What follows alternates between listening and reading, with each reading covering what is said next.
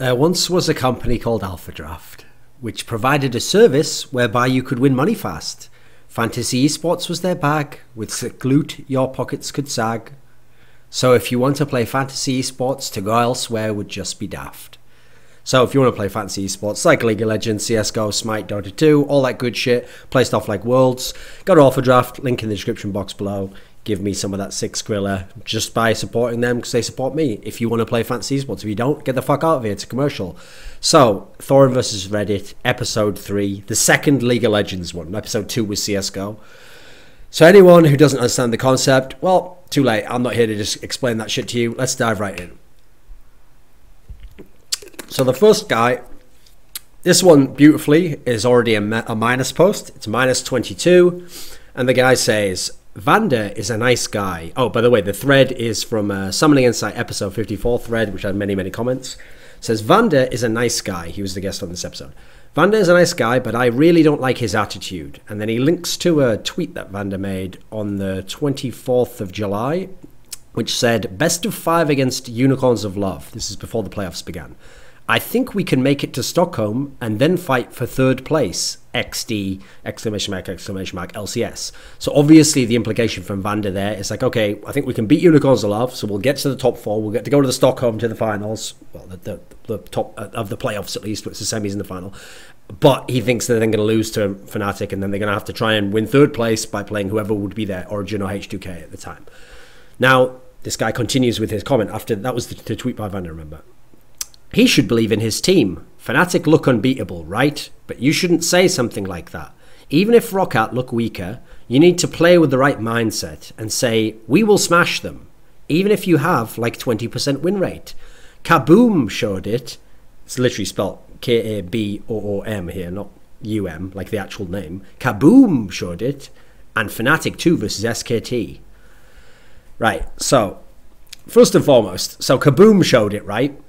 Because Kaboom totally won in like a straight up game that was purely on the basis of like skill, and you know, it was entirely on their side of the equation as to whether that game was ever going to be possible to be won, right? It wasn't at all that Alliance thought that they were already through and had done most of the hard work already, almost beating Argent White Shield twice, beating them once in a perfect game, beating C9, being in a position where basically the only way they wouldn't get to a tiebreaker or qualify directly, depending on what happened in the other two, was if some miracle upset happened to this one low-level team that weren't even the best team from Brazil, that had flukily won their own regional, beating teams that had Koreans that were much better players, somehow got to Worlds and so far had won 0 games. So that totally wasn't anything to do with like Alliance overlooking them. And this situation is totally comparable, right? Because obviously Alliance had a long time to think about it. No, this is a totally not even a vaguely comparable situation.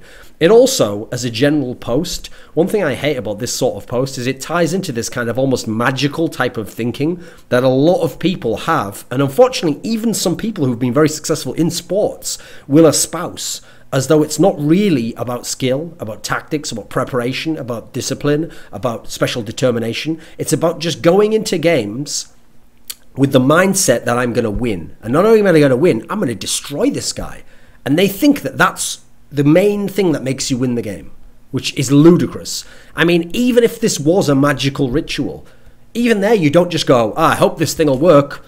There we go, I'm sure it will work now, and then just go about your life. Even in a magical ritual, you couldn't get away with that sort of mentality. You actually have to prepare yourself, whether that be in terms of your body or your mind, or prepare items or ingredients. You have to discipline yourself and train yourself to be able to perform certain techniques and to know the order of how to say things and what order to say the words in and what the meaning of these things are and how the technique works. You have to then perform the ritual itself. You have to wait the appropriate amount of time for it to happen. You have to perform checks to see if what you did was correct. If it's worked later, then after the fact, reflect upon what's happened. Even there, you don't just go, yeah, I hope it works. I guess, I mean, I have a positive mindset, so even if I've done nothing else, surely it'll work, right?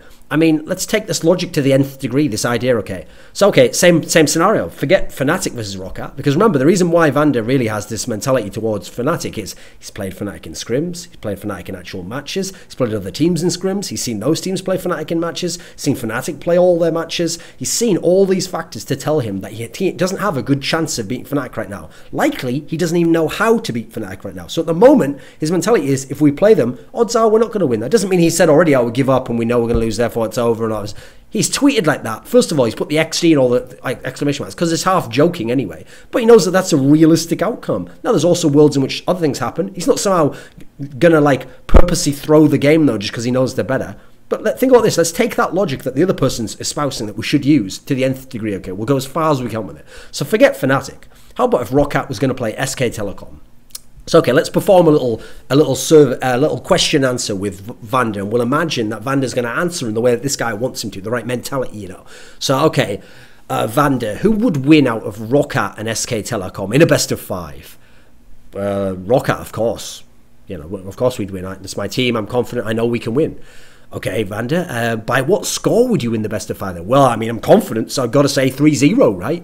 Ah, okay. So, I mean, what do you think the kill score would be in some of these games? I mean, would SKT get many kills, though? Would it be bloody games? Well, no, I've got to be confident. So I've got to think it would be like every game would probably just be 15-0 and kills. They'd never get a single kill onto us. And in fact, I don't think it'd even do any damage to us in the whole game. They'd all be on 0 damage given to champions, because I've got to be confident that we can dodge everything they do, we can predict everything they do, we can outskill them at all times. Okay, I mean, this sounds crazy already, but I mean, how else do you see the game going? I mean, well, I don't imagine we'd ever lose a tower or a dragon or a baron at any point, no matter, even if they understood our vision better or had set up vision themselves better, or even were famous for some of these qualities and shot calling and timing, because I have to be confident that in every area we would be better. So I think we'd get every dragon, we'd get all of their towers, or just the ones necessary to push in their base and win the game. They'd never get any of our towers, and we'd get all the objectives, I'd have to imagine. And they'd probably never even be able to successfully ward us. Oh, okay. Wow, this is getting crazy already. I mean, where would we go from here? How about CS? How do you think the farming would go in the game? I mean, some of their players are very good at farming. Well, no, I'd have to imagine we'd all have, you know, a minimum of 100 CS lead on all of them. No, even like Mr. Rallis would out-farm Bang, and definitely Nukeduck would just wreck Faker and farm, you know, and forget Marin in the top lane. I mean, like, you know, Steve, I mean, who could even stand against such a guy? He'd definitely have 100 CS lead. I mean, I've got to be confident, right? I've got to believe that we won't just even win, even if it's unlikely. We'll smash them completely. Now, here's the problem. Let's take the same logic and apply it to coaching now, shall we? So let's imagine you're a coach. Okay, so guys, they're strong in these areas, A, B, C, but let's just believe that we're stronger in those areas and ignore the fact that they're strong. We're just going to play in those areas, in fact, assume that we're strong in those, because to even acknowledge that any weaknesses exist for them or us, or strengths exist for each of us, and then play according to those, understanding the odds and likelihoods of what might happen, and then adjusting our game plan, would pretty much be for losers. In fact, to even admit that there was an area of difficulty that someone could be better than you in itself is essentially to lose and to be a loser. So I don't want to hear any of that attitude from you guys. I just want you all to say, in every area of the game we're good, we're going to smash in every area of the game, forget all preparation, all that, because to prepare would be like almost to admit in certain areas that we have difficulties and we have to work on something. We'd have to work on anything. We will smash everyone, because that's totally how every team in history has won all these championships, guys. Except it isn't, right, is it? Because that's the point, as I now come out of this point, is that a key part of being a competitor is being able to reasonably look at what your weaknesses are, what your strengths are, what the likelihood of certain matches are, therefore to know how to attack them, what game theory to use, what kind of strategy, what specific tactics to employ. Like, for example, if you know someone's stronger than you mid-game and late-game, like they're incredibly good, strong late-game, mid-game they make very good decisions, and your team's famously bad for that, and you need to get early leads, now you might need tactics that specifically go super ham early. Well, by this guy's logic, you should, no. What do you mean you're weaker than them at mid-game? You should believe you're stronger than the mid-game. And you should just play, I guess, in fact, you should play for the late game, right? Hey, fuck it, if they're strong, well, we're stronger, just play there, smash them there, smash them in the mid-game, smash them late game. Don't have to worry about that at any point. This is a very naive, almost anti-intellectual position to have. It's utterly ludicrous. Now, I can accept the basic principle this guy was probably trying to get at, which is, okay, maybe Vander, if indeed he wasn't joking, and it suggests he was clearly half joking in his tweet, but you know, people have a difficulty even figuring out what someone's saying or interpreting basic human emotion, it seems. Especially humour. Idiots have the hardest time figuring out when something's a joke and something isn't. They usually just interpret it literally. So even if he hadn't have been, okay, we get it that he should be able to at least access some notion of confidence or some idea that his team could win, which, by the way, we don't know whether he did or didn't have. But this guy's gone way too far with it and put way too much of a premium on this magical idea that you just believe in your mind that you're going to win. I think cart before the horse. Most people who become champions and who win, yes, a lot of them do think that way. Like, I'm going to smash them in this area. And even if in past matchups I haven't won that often, I'm going to do it. And you know why? Because their confidence comes from everything else they have. They're very good players. They've prepared the best they can. They've studied the opponent's strengths and weaknesses. They've studied their strengths and weaknesses. They see areas they can match up well in. They know how they're going to attack the guy. They actually think that they've learned things from past losses. That mean those mistakes won't be there again. This time they'll have even more advantage. If it was a close loss this time they'll dominate. All these things. It's easier to feel confident when you've got all those things there, just as it's easier to not be as confident when you don't have any of those factors there. So it's not as simple as this guy presents. Now then, this is another -1, has -6 points, and it says, this is also in the same thread, why is everyone calling him Eddie/Eddie? He actually just writes both ways, you can write that. He is a fat piece of shit. Call him Fatward if you want to stick to his old name, or go with Gosu, because that's the name of the toxic piece of shit under which he became famous. Now, I don't have any particular breakdown of this comment. I think it's just another classic example of where that person thinks that he in some way knows Edward, knows that he's might judged him already, that he's toxic because of whatever behavior he's seen in the past. Not only has he judged him, he's judging everyone else who meant like Edward, and that in some way, you know, they don't understand something. And then in doing so, he's revealed that he himself, if anything, he's the only one we actually have proof from in this instance, is in any way approaching toxic, because look how incredibly rude he is and what an utterly disgraceful way to talk about another person. So if anything, he's the classic toxic fuck who has no self-awareness. It's like, you are toxic. I am not toxic. I cannot be. Same thread. It's okay, this is a good one. 91 points. I know Thorin has a pretty bad opinion of Reddit, but I think he is very similar to Reddit. Ooh, this is going to be good. The way he circle jerks about Reckless not doing anything, for example. See, it's funny because circle jerk's another term, along with meme, that's gotten way out of control. As in, people are using it in scenarios where it doesn't even make sense.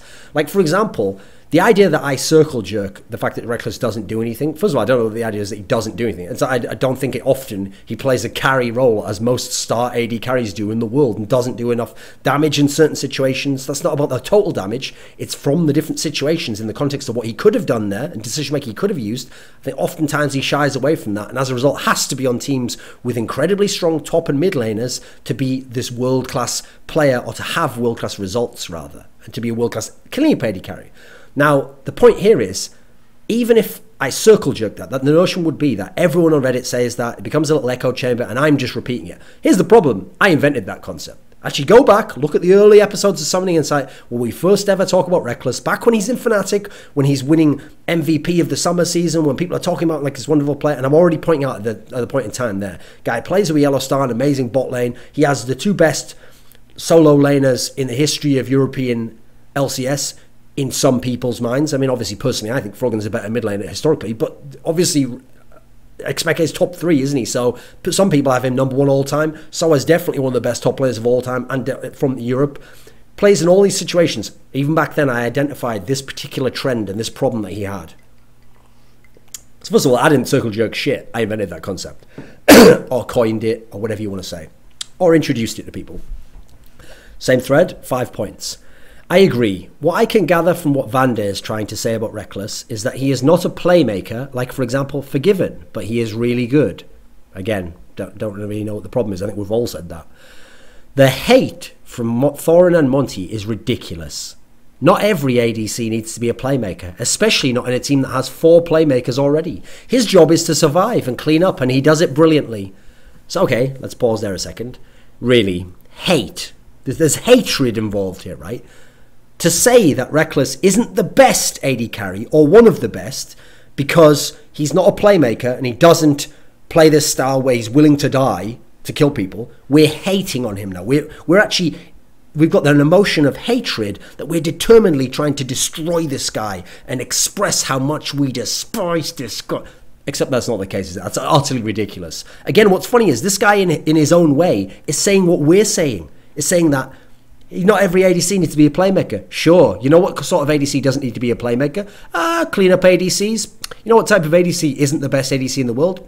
Cleanup ADCs. When people talk about Deft being a cleanup ADC, no. He's just an ADC that's not amazing at laning. He's a god of teamfights. In teamfights, he's more than willing. I'll give Reckless some credit. He's improved a bit at this Worlds. But Deft is more than willing to die and get right in there in the middle of teamfights to do maximum damage and win the whole teamfight and win the game than Reckless ever has shown an ability to. Reckless is the guy where he would play more like Genja, who no one thinks of as the best AD carry of all time, and no one even in his era calls the best of all time because of the other existence of Doublelift and Weijia and these other guys, and Prey. But people do credit as a great cleanup AD carry and give him credit in that sense. But that means you can't be the superstar in terms of the AD carry, so you're not going to be called that way. We're not hating on Genja by saying that. I think Genja's a phenomenal player. Difference is no one build Genja as this god of AD carry like they do about Reckless. To say he should be MVP of the league and all the rest of this bullshit.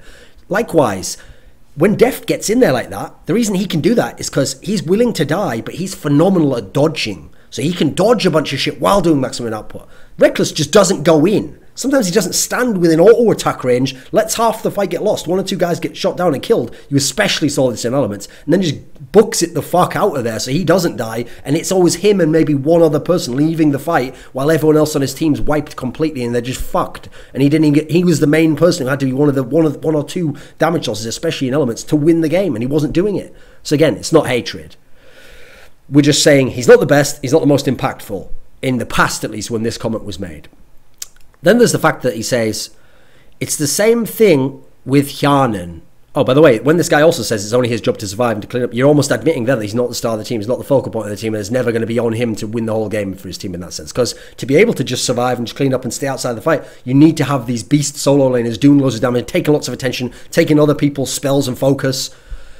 It's the same thing with Hjarnan. Either they hate that style, I mean, we don't hate it, we just explain that it's not as impactful or important or as significant as the other style, especially when you're talking about best players. Remember, not just players within a team, and their team can be the best players, individual players, or they hate Swedish AD carries or something. Yeah, you've nailed us there. It's just that we hate Swedish guys. In fact, not even just Swedish guys, specifically Swedish AD carries, because every Swedish AD carry is for some reason like a little pussy who won't dare to go. No, you've named two people who happen to be Swedish and are both AD carries. That's a pretty small sample size there to imply that we must just hate them. I mean, what's funny is you've even yourself outlined a lot of the reasons as to why we downplay these people as not superstars, and Hjarnan's a great example of that. No one thinks of Hjarnan as a competitor to Imp or Deft or any of the great AD carries in the world, and yet what's funny is these same people want Reckless to be up there, and yet he's actually in the category with a Hjarnan, except he's much more skilled. The difference is, I understand when Hjarnan does that because he doesn't have the mad skills, he doesn't have the ability to be a super hard carry at that, at least not in a team as good as H2K. Likewise,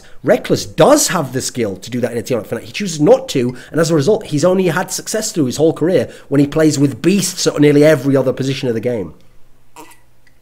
Particularly the other carry roles in the game, and he's got it again in this Fnatic lineup. And so, yeah, that's ridiculous, the idea that we just hate these guys. Well, I mean, not in any sense of it. You haven't nailed us on that one. And also, to say that we hate them also implies that there's no possible reason as to why we could downplay these guys. I mean, if you listen to what we even say, we're telling you the fucking reasons, mate. You ignore it and go, they just must hate them because, well, they both have Swedish flags, so I guess just hates them because they're Swedish. Yeah, brilliant. You've nailed us, yeah. I mean, thanks, Dr. House. I think you've got to the bottom of that one. Same one. It isn't hard to play aggressive when you have so many threats. Oh, 5 points, by the way. And you are just one of them. Personally, I respect Reckless and think he is a very good player, but really isn't someone who is going to shit on the enemy team and hard carry. He didn't really play that bad on Elements either compared to this season. Well, how convenient. It's weird that. So on Elements, you're saying he didn't really play that bad compared to now.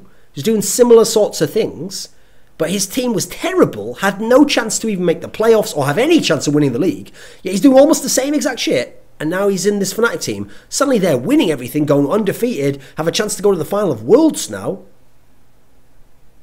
And yet he doesn't do much more. This guy, another Reckless fan, is making the case for us. He's not the main impact. He's not the main focal reason, is he? He's playing a fucking clean-up style. Same thread. -2 points. Here we go. I think Hjarnan is the new Sneaky for Thorin. Thorin used to undervalue Sneaky so much, even though after Season 3 Worlds, he was the best C9 player for most of the splits. With Meteos having hot and cold runs... That sentence doesn't even make sense in that context. It's not how you do sentences, mate. Balls only being good on Rumble and Renekton, it takes him forever to give credit to new players or change his perspective. Like how he kept saying Froggen was better than Bjergsen before Worlds. Everyone who came on his show for the Worlds prediction said Bjergsen is probably the best Western mid laner, but he kept ignoring them. I mean, what's great about this comment is, I mean, no one ever changes or gets better, right? If this guy, here's the classic fan, one of them that I really dislike, or rather just think have worthless opinions, which is the fan who, when a player does improve or gets better in key areas which makes him more impactful, more significant as a player, and more of an individual star, when he finally accomplishes that and gets to the point where now you give him credit for being more impactful, more significant as a player, and more of a star, they then say, but I said he was really good way back, square brackets, when he wasn't as impactful, wasn't as significant, wasn't as much of an individual star. I said he was all those things. Therefore, since he now is those things, I was always right. You were wrong before. You've now had to admit what I've always believed, and therefore I get extra credit because I knew it before you. Except that's the problem. Like I said, it's not that the person always was that and you were just blind and suddenly you came out of the haze. Because why would you, if you were blind to it and you refused to accept it, why would you suddenly come out of it now? What would cause you to do so? I mean, remember, this whole explanation here explains that people like me apparently refuse to listen to other people, hold to stubbornly to their own views. So then why would we suddenly break down? Because if the person hasn't changed, presumably it's just because we want to be liked by other people and have the same opinion, right? But you've just explained that we don't do that. So what's the problem here? It's almost like something has changed. It's almost like Sneaky wasn't the best before Season 3 Worlds. After Season 3 Worlds, as he gradually became the main carry, you'll notice actually the whole time I was like, he's getting a lot better. I think he's the main carry now. What's funny is this guy himself then downplays those other players. And obviously himself never thought some of the other players in C9 were that good. So he says Meteos had hot and cold runs. Meteos was by far the star of the team in Season 3. Then in Season 4, he really got his shit together and changed it for the spring split. It was super good. Yeah, by the summer he'd had his issues. Okay, that's not the same as hot and cold runs though. He was very good at one point in time. Meta's changed. He was quite good still. Meta changed again. He had his problems. He wasn't as impactful.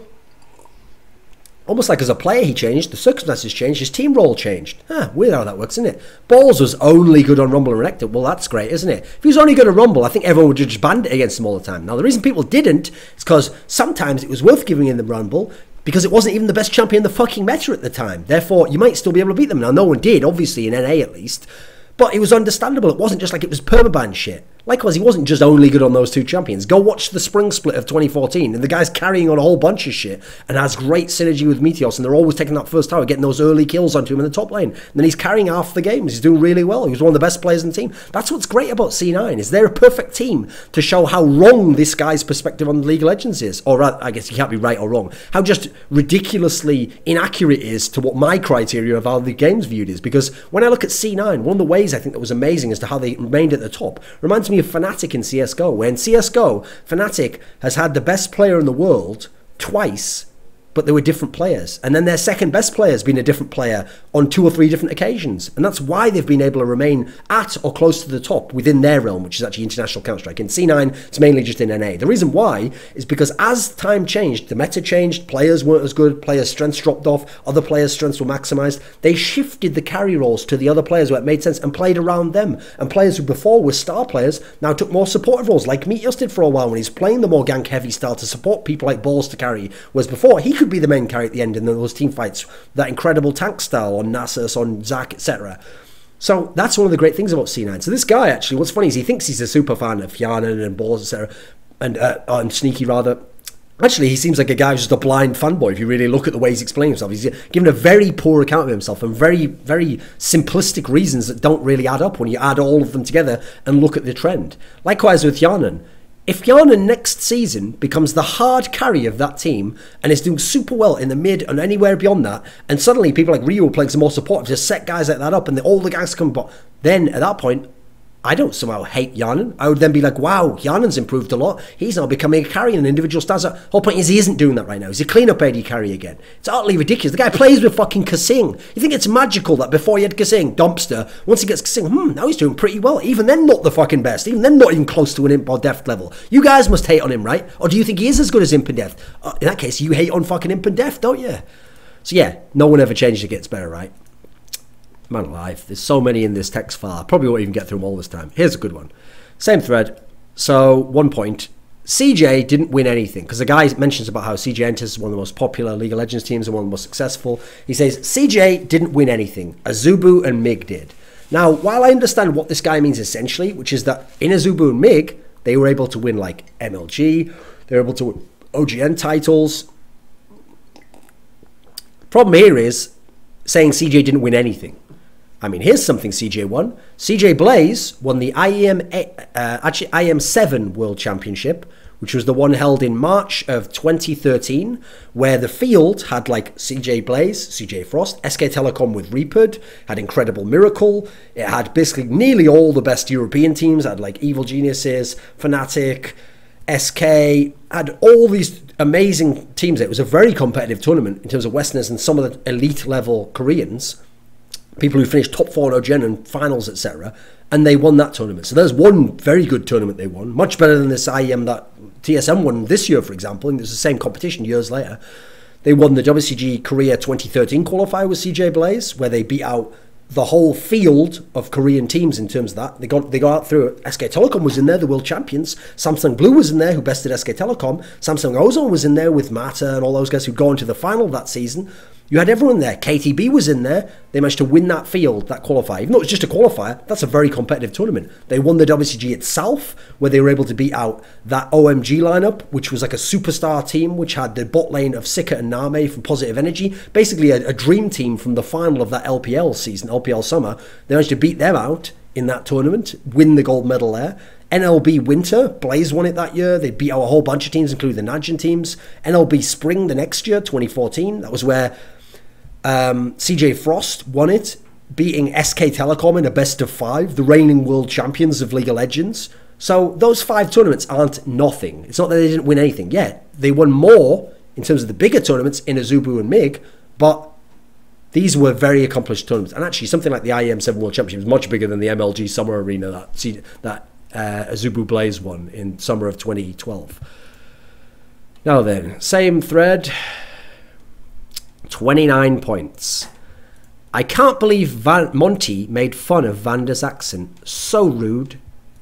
Now what's funny is, this is a classic example of where people can't understand jokes, misinterpret what someone else has said, and then react incredibly vitriolically, hysterically, and exaggeratedly in terms of how ridiculous in proportion what they're saying is, and judge the person and act like total cunts, and yet it turns out they're the cunt for how they've behaved. So here, get ready for how I'll break this down. What he's referring to when he says that Monty made fun of Vander's accent, and remember, 29 points, people agree with this, not voted it, is when Vander's talking about how he will talk to his coach and then his coach can talk to some of the players in his team. And Monty said something along the lines of like, why can't you talk to your team? Or because you can't talk to your team. And the joke he was making here was the idea that like, okay, Vander, yeah, it's great that you can talk to your coach and you can relay things to the team, but is there a reason why you can't communicate with your team? As in, why can't you guys tell this guy, hey, I need this from you, this from you? He was just making that point, okay? He wasn't in any way actually making fun of the fact that, haha, you speak Polish, your English probably isn't very good, therefore Nuke Duck and Norwegian probably wouldn't understand you, haha, ha, you don't speak Norwegian or good English like he would. That's not in any way what he's saying. So what's funny is, this cunt has gotten mad and offended at something he didn't even understand, and then has made a totally, actually quite rude, ridiculous assertion that Monty's like making fun of the guy speaking English on a show where we know that's his second language, we're appreciative that he comes on and actually has pretty good English for a guy from Poland in my experience. At least for his age, anyway. Then there's another one. This one luckily has 0 points, but it's a classic. Meanwhile, Monty most likely only speaks English. Now, the reason I'm putting this one here is because I want to address this point. Because it's one that I see brought up again and again. In fact, most recently, the way I saw it brought up was in a positive way about Yamato Cannon, where they go, you know, Yamato Cannon's only 19, but he speaks 4 languages. You know why that is? It's not from a native English-speaking country. So if he wants to have any role within esports, he's going to have to speak at least some English, right? And if he wants to have a good role, like casting or something like that, it's probably going to sort of be pre-selected in a way to speak really good English. So I understand that he'd speak at least 2, whatever his native language is. I think he comes from Sweden. And then English, so I'm expecting at least 2. If he speaks some others, okay, well, we can see from his name, he's probably offspring of some kind of immigrant, whether it's second or third generation, whatever it might be, it's not unreasonable to imagine he probably speaks their language and knows a bit of that. And maybe he knows another one from school. These are all entirely reasonable. He's not some sort of polymath, guys, who's some super genius who speaks every language in the world and can decode the world. And the problem is, when it's expressed like this, like, meanwhile, Monty likely only speaks English. Can we just go ahead and pop this bubble, which is the notion that people born into countries which are non-native English-speaking countries magically understand or get languages in a way that people who are British or American just don't, because, of course, we're just dum-dums who only speak one language. That's a ridiculous notion. What's the odds? Can you actually hear that? That's so fucking loud. Great, I'm going to have to go close that window now.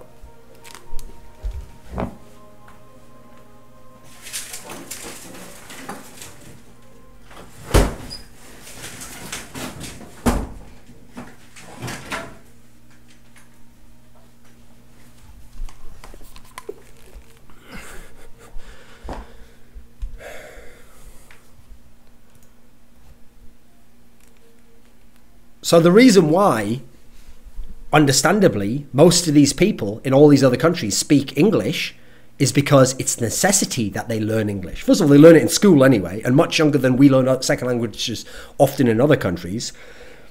Secondly, it's also the case that because it's part of media every day all around them, it's part of Hollywood movies, it's part of pop music, which is popular even in their country to some degree. In many countries, you have songs that aren't in their native tongue but get into their charts. Because of these factors, they naturally learn how to speak the language. It makes sense, actually, when you think about the fact it's part of their environment and it's encouraged, and there are even benefits to doing so. You can get better jobs, you can go abroad, you can understand media that everyone's interested in, that's popular, and there's even a social component, kind of a social pressure almost to get some level of fluency within the language. Do you think it's just some magical coincidence that people from all these countries are able to speak these languages, like English, and get at least a decent level of it, while dum-dums in America and Britain can't figure it out? No, that's utterly ridiculous, isn't it? If we were in a situation where we were the ones having to speak English as a second language, much like all those people who were just humans born and raised in that environment, we also would have learned to speak the second language. It's not magical. These people aren't magical. We aren't magically inferior. Put it this way. If I had you, I kidnapped you tomorrow, and I took you away and I locked you in a cell, which is going to be solitary confinement. You're going to be in the dark. It's going to be cold. It's going to be no sound. It's going to be barely any light, like a little grate, a tiny little bit like, and you can't even see through there because it's right at the top of the room. I keep you in there. There's no one to talk to, no company. And every day I come in and my guards beat you and they tell you, you're going to learn fucking Swahili, mate. And if you don't learn some Swahili by tomorrow, I'm going to fuck you up. And then we turn the lights on for 2 hours. We throw in a Swahili book and we give you some tapes and a couple of dramas that are in Swahili, and you're watching them, you listen to the tapes, it's Swahili pop music. I don't even know what Swahili is as a language. I probably should have looked it up. Who gives a fuck? It's only an example. You're listening to the pop songs from Swahili. I don't even know if they have pop songs. They should do. So you listen to all this shit, you're in the cell, and then the lights go off after the 2 hours, and it's like, right, we're going to be coming in 14 hours for you, mate. We come into the cell, they go, tell us some Swahili now, and you can't say any Swahili, they just beat the fuck out of you. Then comes in the fucking torture master general. He just holds you down brutally. Well, you can probably guess what he does to you at that point. It ain't pretty. And he goes, if I come back tomorrow and there's not a bit more Swahili learned, at least some numbers or some, or half a pop lyric, I'm gonna go in dry next time, mate. I bet you're gonna start learning Swahili pretty quickly. Not because you're magically someone who would be adept at Swahili, but because it's the right environment for you to be really motivated to want to learn Swahili. Meanwhile, someone else who I say, here's a book about Swahili, and they go, okay, do I have to learn it? Well, I guess not. Then you come back the next day, know any Swahili? I didn't really get to that, to be honest, mate. It's not important in my life. Ha, idiot. This guy in this prison cell speaks Swahili. You don't. What an absolutely ridiculous scenario that would be. So everyone from other countries, get off my dick. You speak English because it's a language you're motivated to. If you put it this way, put all your movies in fucking in your language and make it so that every other country speaks your language, and you can best believe I'll go ahead and start learning that shit. As soon as China gets some awesome movies, I'll be right on that shit to learn it. Let's have a look here. Okay. So this is in a thread that was about a K-pop singer. It was a girl from Girls' Day, actually, called, I think it's called, she's called like Mina or something. And she's the one that has red hair. And it was saying that League of Legends is so popular that even K-pop celebrities are into it now. And then this person, 5 points, says that title is so much bullshit. I just did it like that, by the way, because first of all, it's funny to talk in that sort of California type accent, but he just put lots of O's. So that title is so much bullshit. Is all he's actually said there. The language doesn't work that way. That title is so much bullshit. Do you think people choose games based on how popular they are? Sure, you hear about them, but then you either like it or not. If Bill Gates plays it or not, still adds one player, not more. Like, first and foremost, let's be absolutely real here. This guy understands the concept very basically of marketing. He understands that you'd hear about games if they're popular, but then it's still up to you whether you like it or not. Okay, but you've just admitted there that in a way, people are choosing games based on how popular they are. Because if they're not popular, then they're not going to hear about them, and therefore, even if they would have liked them, they probably won't hear about them, therefore they won't play them. Therefore, even though they would have liked it, they wouldn't play the game. So in yourself, you've actually explained your own problem there that you're not understanding. Also, the idea that a famous pop star or Bill Gates or someone else playing it doesn't in any way affect the popularity is ridiculous. Are you really under the impression that people don't even take who plays a game or the status of the person who says they like a game, play the game, and that doesn't influence them in any way? So he understands that marketing exists, but he thinks that marketing doesn't affect anyone in that sense. He thinks that social pressure doesn't exist, that people who you admire liking something doesn't in any way even make you think, oh, I might check that out a bit more, or you might like it more, or you might think, oh, I wonder what they're into about it. This is so naive, it's ridiculous. When I see posts like this, where not only is the person trying to break down something very simplistic, but failing to do so, usually contradicting themselves in the process, but then doing it with like that, it's so much bullshit, as though they're the super intelligent superbrain and everyone else is a moron. When they do that, it really makes me think about that scenario. You know, when in like slave type scenarios, it's often in the Middle East and in ancient times, antiquity, where you'd see a situation where there'd be something like what kind of thing would it be? Like a well or something like that. And the way the well is powered is like underground underneath the well. There's like or a pulley or something. I don't know if you can hear that music, but there's nothing I can fucking do about it, so who gives a shit?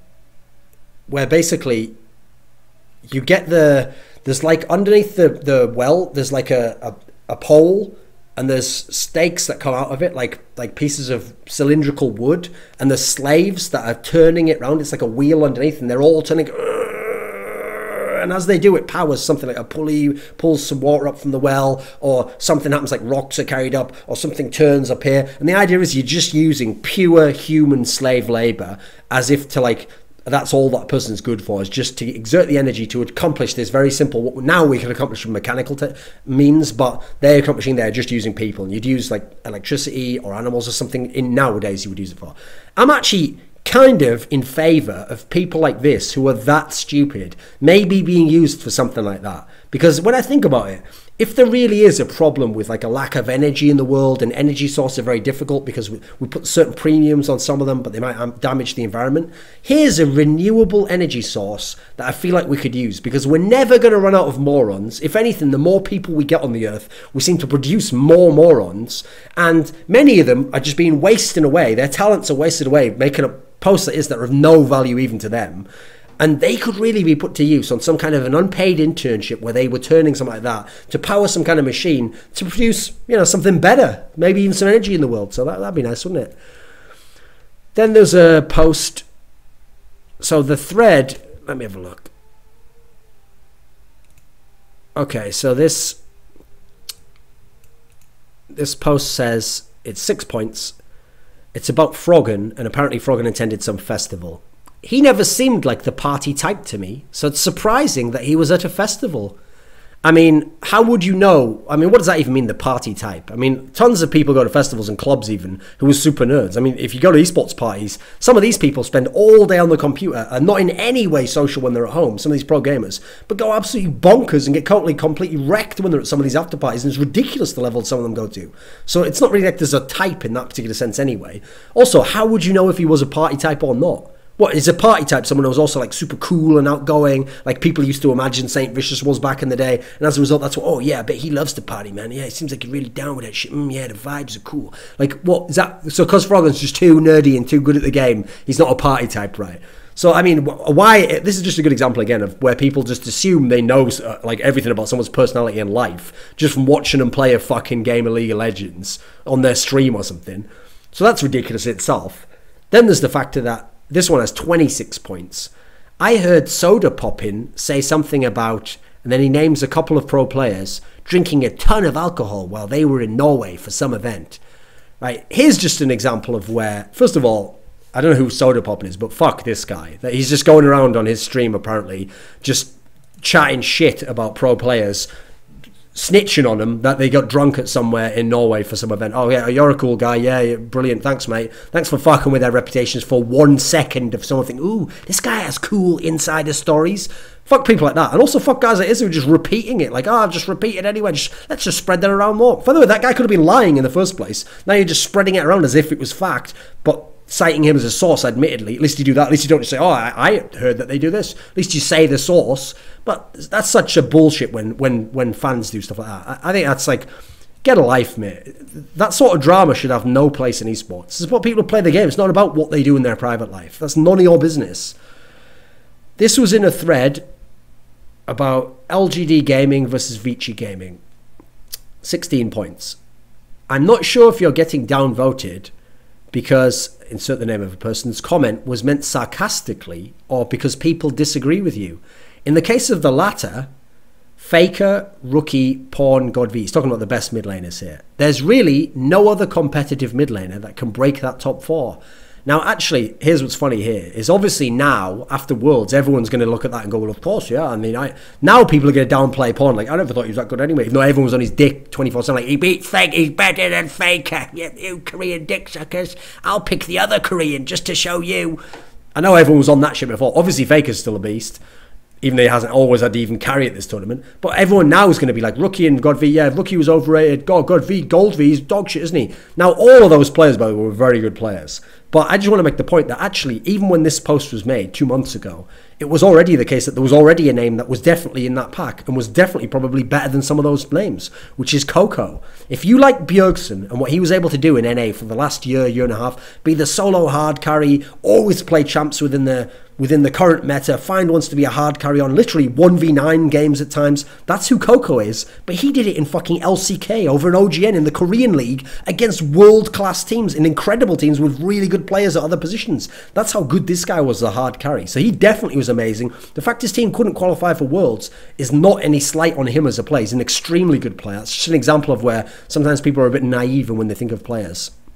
So, okay, let's skip down. Let's see. Okay, so this was when someone did a thread about the League of Legends prize pool needing to go up, because obviously it's only a couple of million, whereas Dota 2 had a prize pool of like 18 million for their World Championship event. So this one has 2,233 points and says, I would rather see that money funneled into B-tier regions and the Challenger Series across all regions, rather than onto top teams that already make bank. That's just my opinion though. Right? That is such a bullshit, borderline communist, anti-property notion.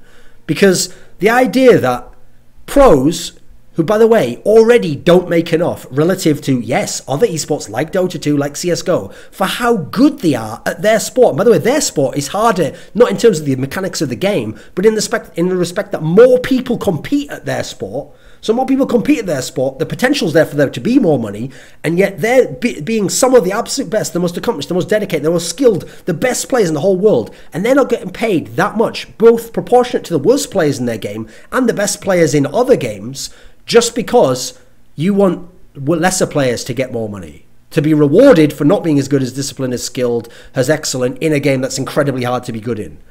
I believe in rewarding appropriately the most dedicated, talented and innovative people in the game. The real reason why most people want this scenario is because NA isn't the best region, and within NA, because a lot of these are NA fans, and in fact this guy was, in NA they want people who they like the personality of, or who've seen vlogs of, followed the story of through Challenger, to get a bit more money. So essentially it's not that, first of all, there could be more anyway. You put more into the world's prize pool and these people are still making an okay salary like they are now, way more than they do in other games, which we can debate. But now the top pros making more money as well.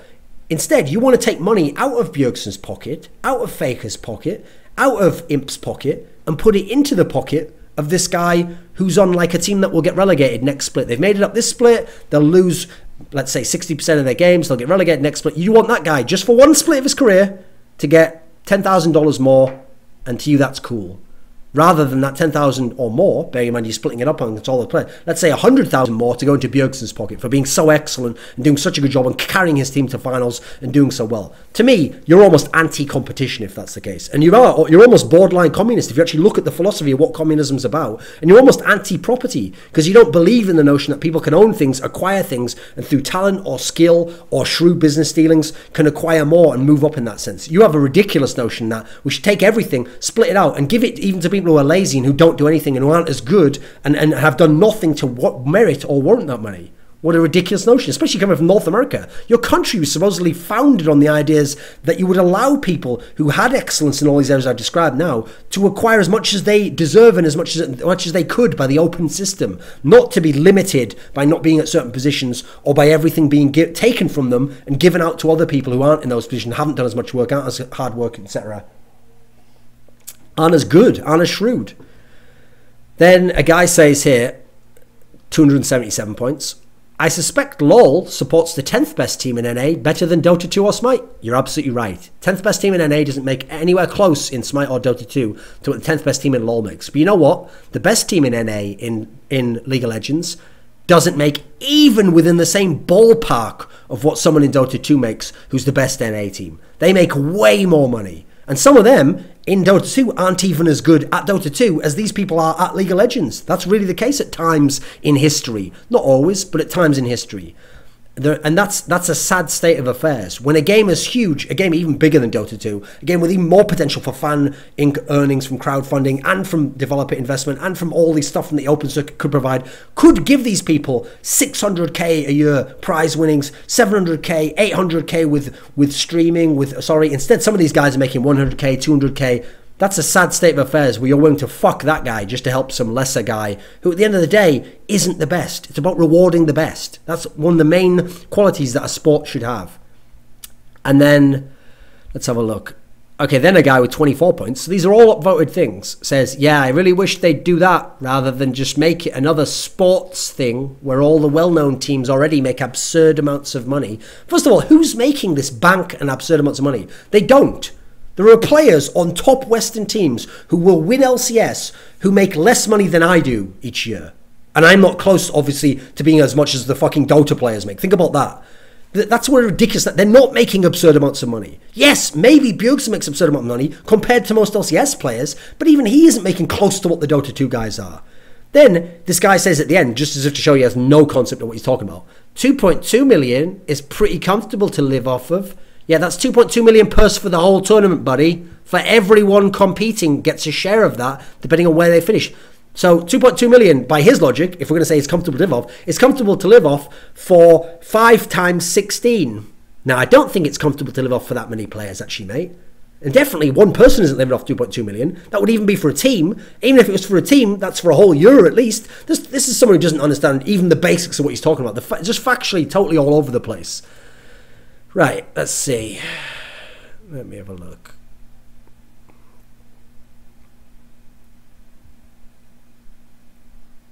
Okay, here's one.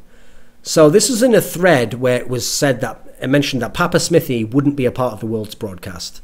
6 points. Yeah, I agree. You can't know more about a region after learning/watching for a few weeks than someone casting games there every week. So this guy's in favour of having someone like Papa Smithy or Frosker in there for China or for Korea.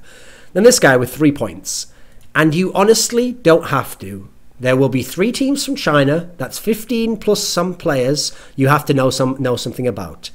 It's cool that people like Monty or Frost, he means Frosk, can tell you that player X played Ari in 2 games and went 10-2-8 in one and 0-12-5 in the other, but you can just write that in a spreadsheet and say, he doesn't play Ari often and seems to perform should be inconsistently, when he does.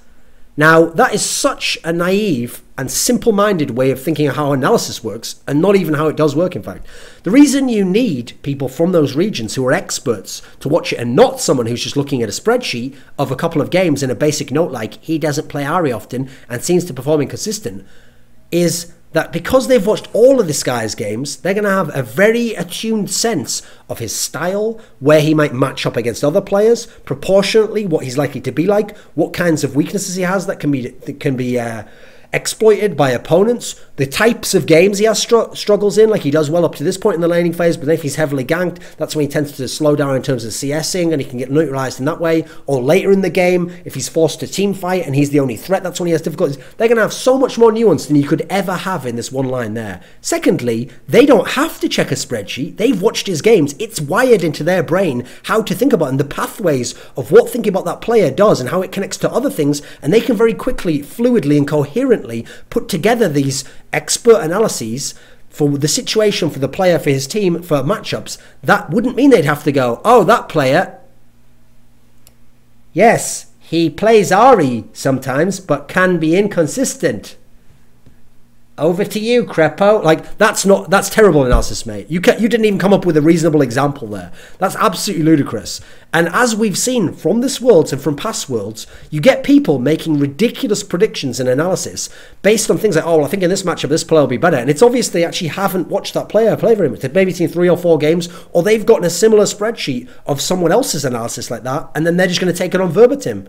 Verbatim is actually how you say that, but verbatim, which is ridiculous. They should be coming to their own conclusions from their own expert analysis. That's why we're getting these people there. Or there should be space for them to say something brief and then someone who's an expert to speak on it. It's not good enough just to have casters and to have fucking spreadsheets with basics written in them. This isn't about basics, it's about experts, people who know the most. So, okay, here's one. 94 points. To be fair, oh, this is in a thread about Liquid versus solo mid in the LCS playoffs. To be fair, Santorin was doing fine in spring. He only got scapegoated after MSI. Now, a guy with 198 points actually responds and essentially wrecks that, which is he wasn't scapegoated after MSI. He was playing awfully from MSI until playoffs, which is, well, that's absolutely right. Again, this notion in the original fan, which by the way is super upvoted, which means that, again, the old TSM fans are there with the old bias. Great one, guys. What a ridiculous comment to upvote. He suggested that essentially Santorin was fine in spring. Okay, don't think anyone has a problem with that. To him, nothing's changed with Santorin. He hasn't mentioned any of that. It's just that he's been scapegoated. So all that's happened is our perceptions changed on Santorin since then. So, okay, again, how was he scapegoated exactly? He was one of the worst players on TSM. During MSI, you could prove it statistically, you could prove it just by looking at the game, you could prove it by even talking to players and asking them what some of the issues were within the team, and they'd phrase it differently, but you got to the bottom of that he was having his problems in the team that wasn't the same as in Spring Split. There's the key part, even they'd say that within TSM. What's this culture that no one is at fault for anything? So MSI was just no one's fault on TSM, right? Santorin wasn't to be blamed for not ganking ever.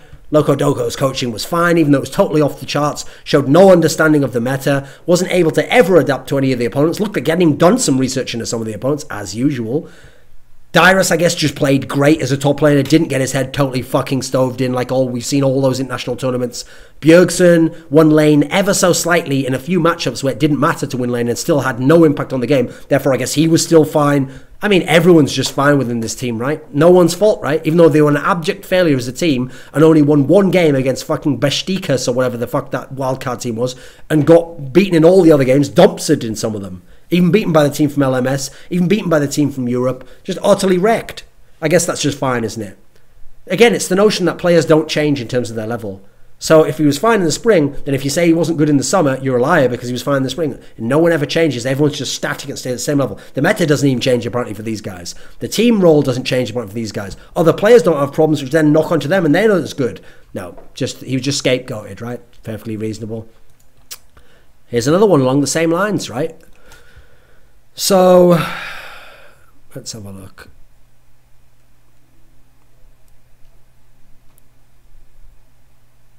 Let's see. So this was about when TSM's Lost Boy, 2 months ago, said, I think I am probably number 1 or number 2 in LCS. I think it was NA LCS, he said.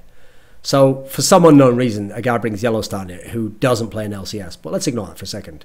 So minus 13 points, higher than Yellowstar for sure. And then the guy responds, his was brilliant. The guy responds, minus 19 points. NALCS, but then he adds on, but I would pick Lost Boy over Yellowstar. Now, that's just brilliant in itself. This just shows how far TSM fans will go to just do mental gymnastics and brainwash and bend their own mind out of shape to believe what they want to believe is true. There's that great saying that Robert Anton Wilson, the philosopher and psychedelic sci-fi author, said, where he said, what the thinker thinks, the prover proves. If you think something and you keep thinking about it enough and you want it to be true, your mind, a different part of it, different process, a different component will find a way to make it true to you. You'll ignore all the information you don't like. You'll only consider things that you think are correct. You'll make an echo chamber out of it where it follows, so you have circular logic. You'll do whatever it takes to get it to be true. So again, the notion that anyone thought Lost Boy in the fucking summer was better than Yellowstar. In the summer, in the past you could make a case, but even then there's certain qualities of Yellowstar that would be better, that would improve him. But let's even just imagine in the summer, okay? So Yellowstar is the shot caller of the best team that's winning all the games in all the LCS regions. He's dominating, he's doing amazing shot calling there. Lost Boy isn't even a shot caller. He's got better opposition and competition at his position within North America. Okay, you had Aframu, who is now, we've now seen that Worlds got exposed, but he was very good. You had Xpecial was falling off and having a bad split. Bunny Fufu was up and down, but had a pretty good middle part of the split. But Adrian was like good in kill participation, not so flashy, not super sick competition. Meanwhile, over in Europe, you had Mithy, amazing lane dominant support, incredible ballsy shot caller in the first half of the game, really good with his AD carries. You had Kasing, made Hyanan look really good. It's like a god in terms of mechanical plays at times on certain champs. Absolutely one of the best players in LCS. He's playing against this competition, still looking extremely good and still doing just as well as some of these guys.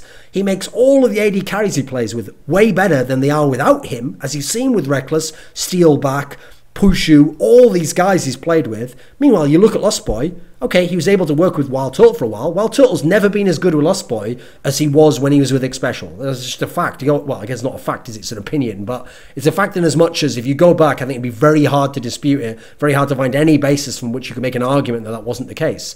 Meanwhile, Yellowstar makes all his AD carries better. So I think in almost every area, now individually, they in the spring at least, Lost Boy had qualities that they shared with Yellowstar, similar mechanics, similar kind of skill. Not as much of a playmaker as Yellowstar could be at times. In terms of Yellowstar's roaming was better. Lost Boy was getting pretty decent at that, considering he couldn't communicate with the other players as well, because he's not speaking English as a native speaker. But in many ways, Yellowstar is better, or at least as good in every area, and as in a totality is a much better player. So that's not even debatable. It's just a classic example of where people like TSM fans are just like on the wrong side of history on that. So here was one where it said Inven reacts to Lost Boy's article where he claimed he was top 1 or 2. 4 points. With so many good local teams, why does TSM have fans in Korea? Well, I mean, all I've got to say, mate, is most modern neo-Nazis aren't actually from Germany. Just leave it at that. So then the EU LCS All-Pro team was announced. And here's a guy with 2 points. And obviously the US All LCS Pro team was all Fnatic players, which is ludicrous. Because the notion that no other player at any other position could have been as good or outperformed those players just because they won every game, I mean, that's just patently not the way teams work. And it's absolutely very naive in the way it worked. So this guy says, I believe it's mostly the way the team works that causes Fnatic's success. I mean, yeah, brilliant comment. I mean, you're going to have to expand on that. They got solid shot calling with a main carry in Huni. Now, okay, so solid shot calling, Yellowstar, yep. I'd say very good shot calling, but okay. Main carry in Huni, yep, he was the carry for a lot of the team.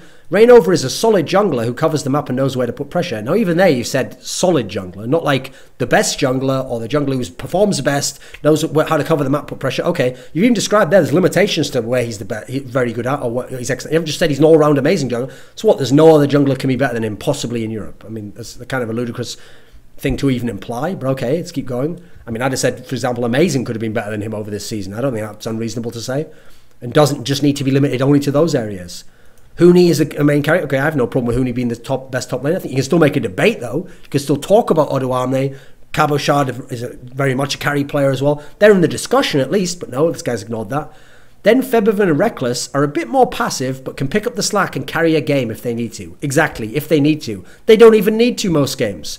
So what? Someone like, let's think who else was in Europe at the time. Well, obviously someone like Ryu was very good during parts of the split. At times, Nuke could be a very strong player in the mid lane. We had a bunch of players that were good in this sense.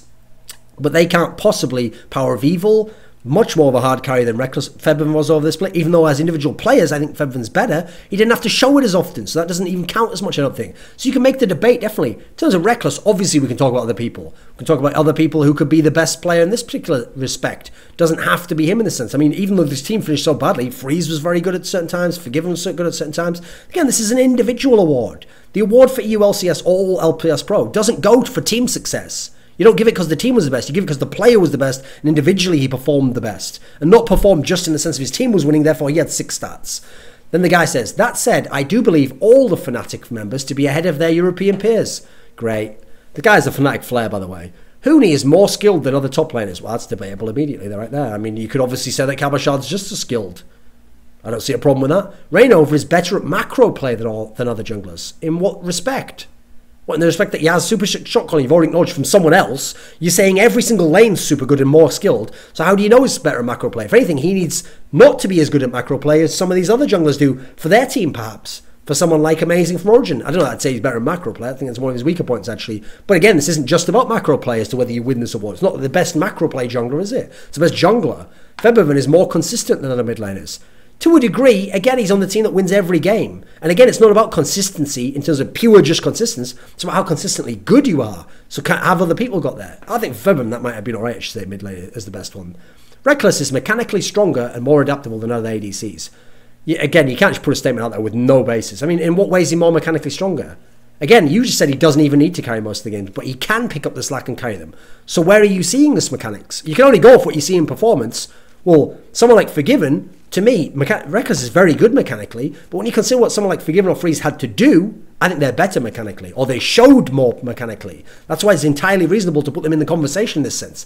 And lastly, Yellowstar is a fantastic leader and one of the best supports in lane. Okay, those are both fine. Although I have always thought people, to some degree, slightly overrated Yellowstar in lane, to some degree. Like, you look at someone like Mithy, you look at someone like Yellowstar, there's a difference. There's a reason why one can play make more in lane, create kills nearly all the time, feed them to Neils, in a way that Yellowstar wouldn't, and wouldn't anyway with Yekris, and as a result, you wouldn't see that performance. So, I agree, Yellowstar's definitely a candidate for best support player. I probably would have picked him myself. But again, this guy's gone way too far on all of them. And like I say, he had a Fnatic flair. So, let's see. Okay, here's a great one. So this was in a thread called Can Fnatic Win Worlds? About an article I did. 4 points, so I voted again. Short answer, every team who makes it to Worlds can win Worlds. Now, this kind of person is an enemy of language. They're taking the word can in the context we're talking about, which is likelihood, decent chances. Is it reasonable to even think it's possible to win Worlds? They're taking all these words, can, possible, chances, and saying, well, at the most extreme possible interpretation, which obviously none of us are using because it'd make for a meaningless discussion, they obviously all could win Worlds. It's possible they could win Worlds, and there is a chance they could win Worlds. Therefore, you can't say those things, even though colloquially, we all know that within this context, when we say can they, is it possible and do they have a chance, we mean do they have a realistic chance? Is there a realistic possibility? Can they reasonably do it? That's what we all understand, those of us who can process very simple metaphor, analogy, basic patterns of speech, and who aren't borderline, I mean, it's barely even borderline in this case, just literally have a basic problem interpreting what other humans would mean in the context of how they phrase it. What a ridiculous statement. What? So, okay, based on this, Bangkok Titans can win Worlds. No, they couldn't. In fact, for the sake of discussion, to be able to say that anyone can or can't, we could go ahead and just say, this is a great term, it's functionally impossible that Bangkok Titans could win Worlds. They wouldn't be capable of doing it. They wouldn't be able to get out of the group, most likely. Even if they made out of the group, it's extremely likely they'd lose the first series. If they won the first series by a miracle, it's extremely likely they'd lose the semis. They'd never get to the final. Even if they did get to the final, they'd definitely lose. It's absolutely ludicrous to imagine that this team can win Worlds. And you can't have a meaningful discussion if you're going to have to say that they can. Because then you can't talk about the scenario. I mean, what do you have to say? SKT will win Worlds? No, again, you're saying can for them. So we're just going to say can for every team, all 16 teams in the tournament. No, it's ridiculous. That sort of a person is an enemy of language and won't even allow you to get any kind of a discussion going because they're going so pedantic, but in a way that isn't even intelligent, adds nothing to the discussion, and in fact takes away from the basis of the discussion because they themselves haven't understood the basic context of what everyone else is talking about. That's how idiotic this person is. So this was in the Summoning Insight 56 thread, and it says, okay, -1 point. Gravity didn't suddenly become shit. TSM just became much better. Move did underperform though. Same guy who said that, by the way. Well, let's just ask the second part first, shall we? Because it'll lead us somewhere. Just follow me on this one. How do you know Move underperformed? Maybe everyone else just performed better. Oh, wait a second.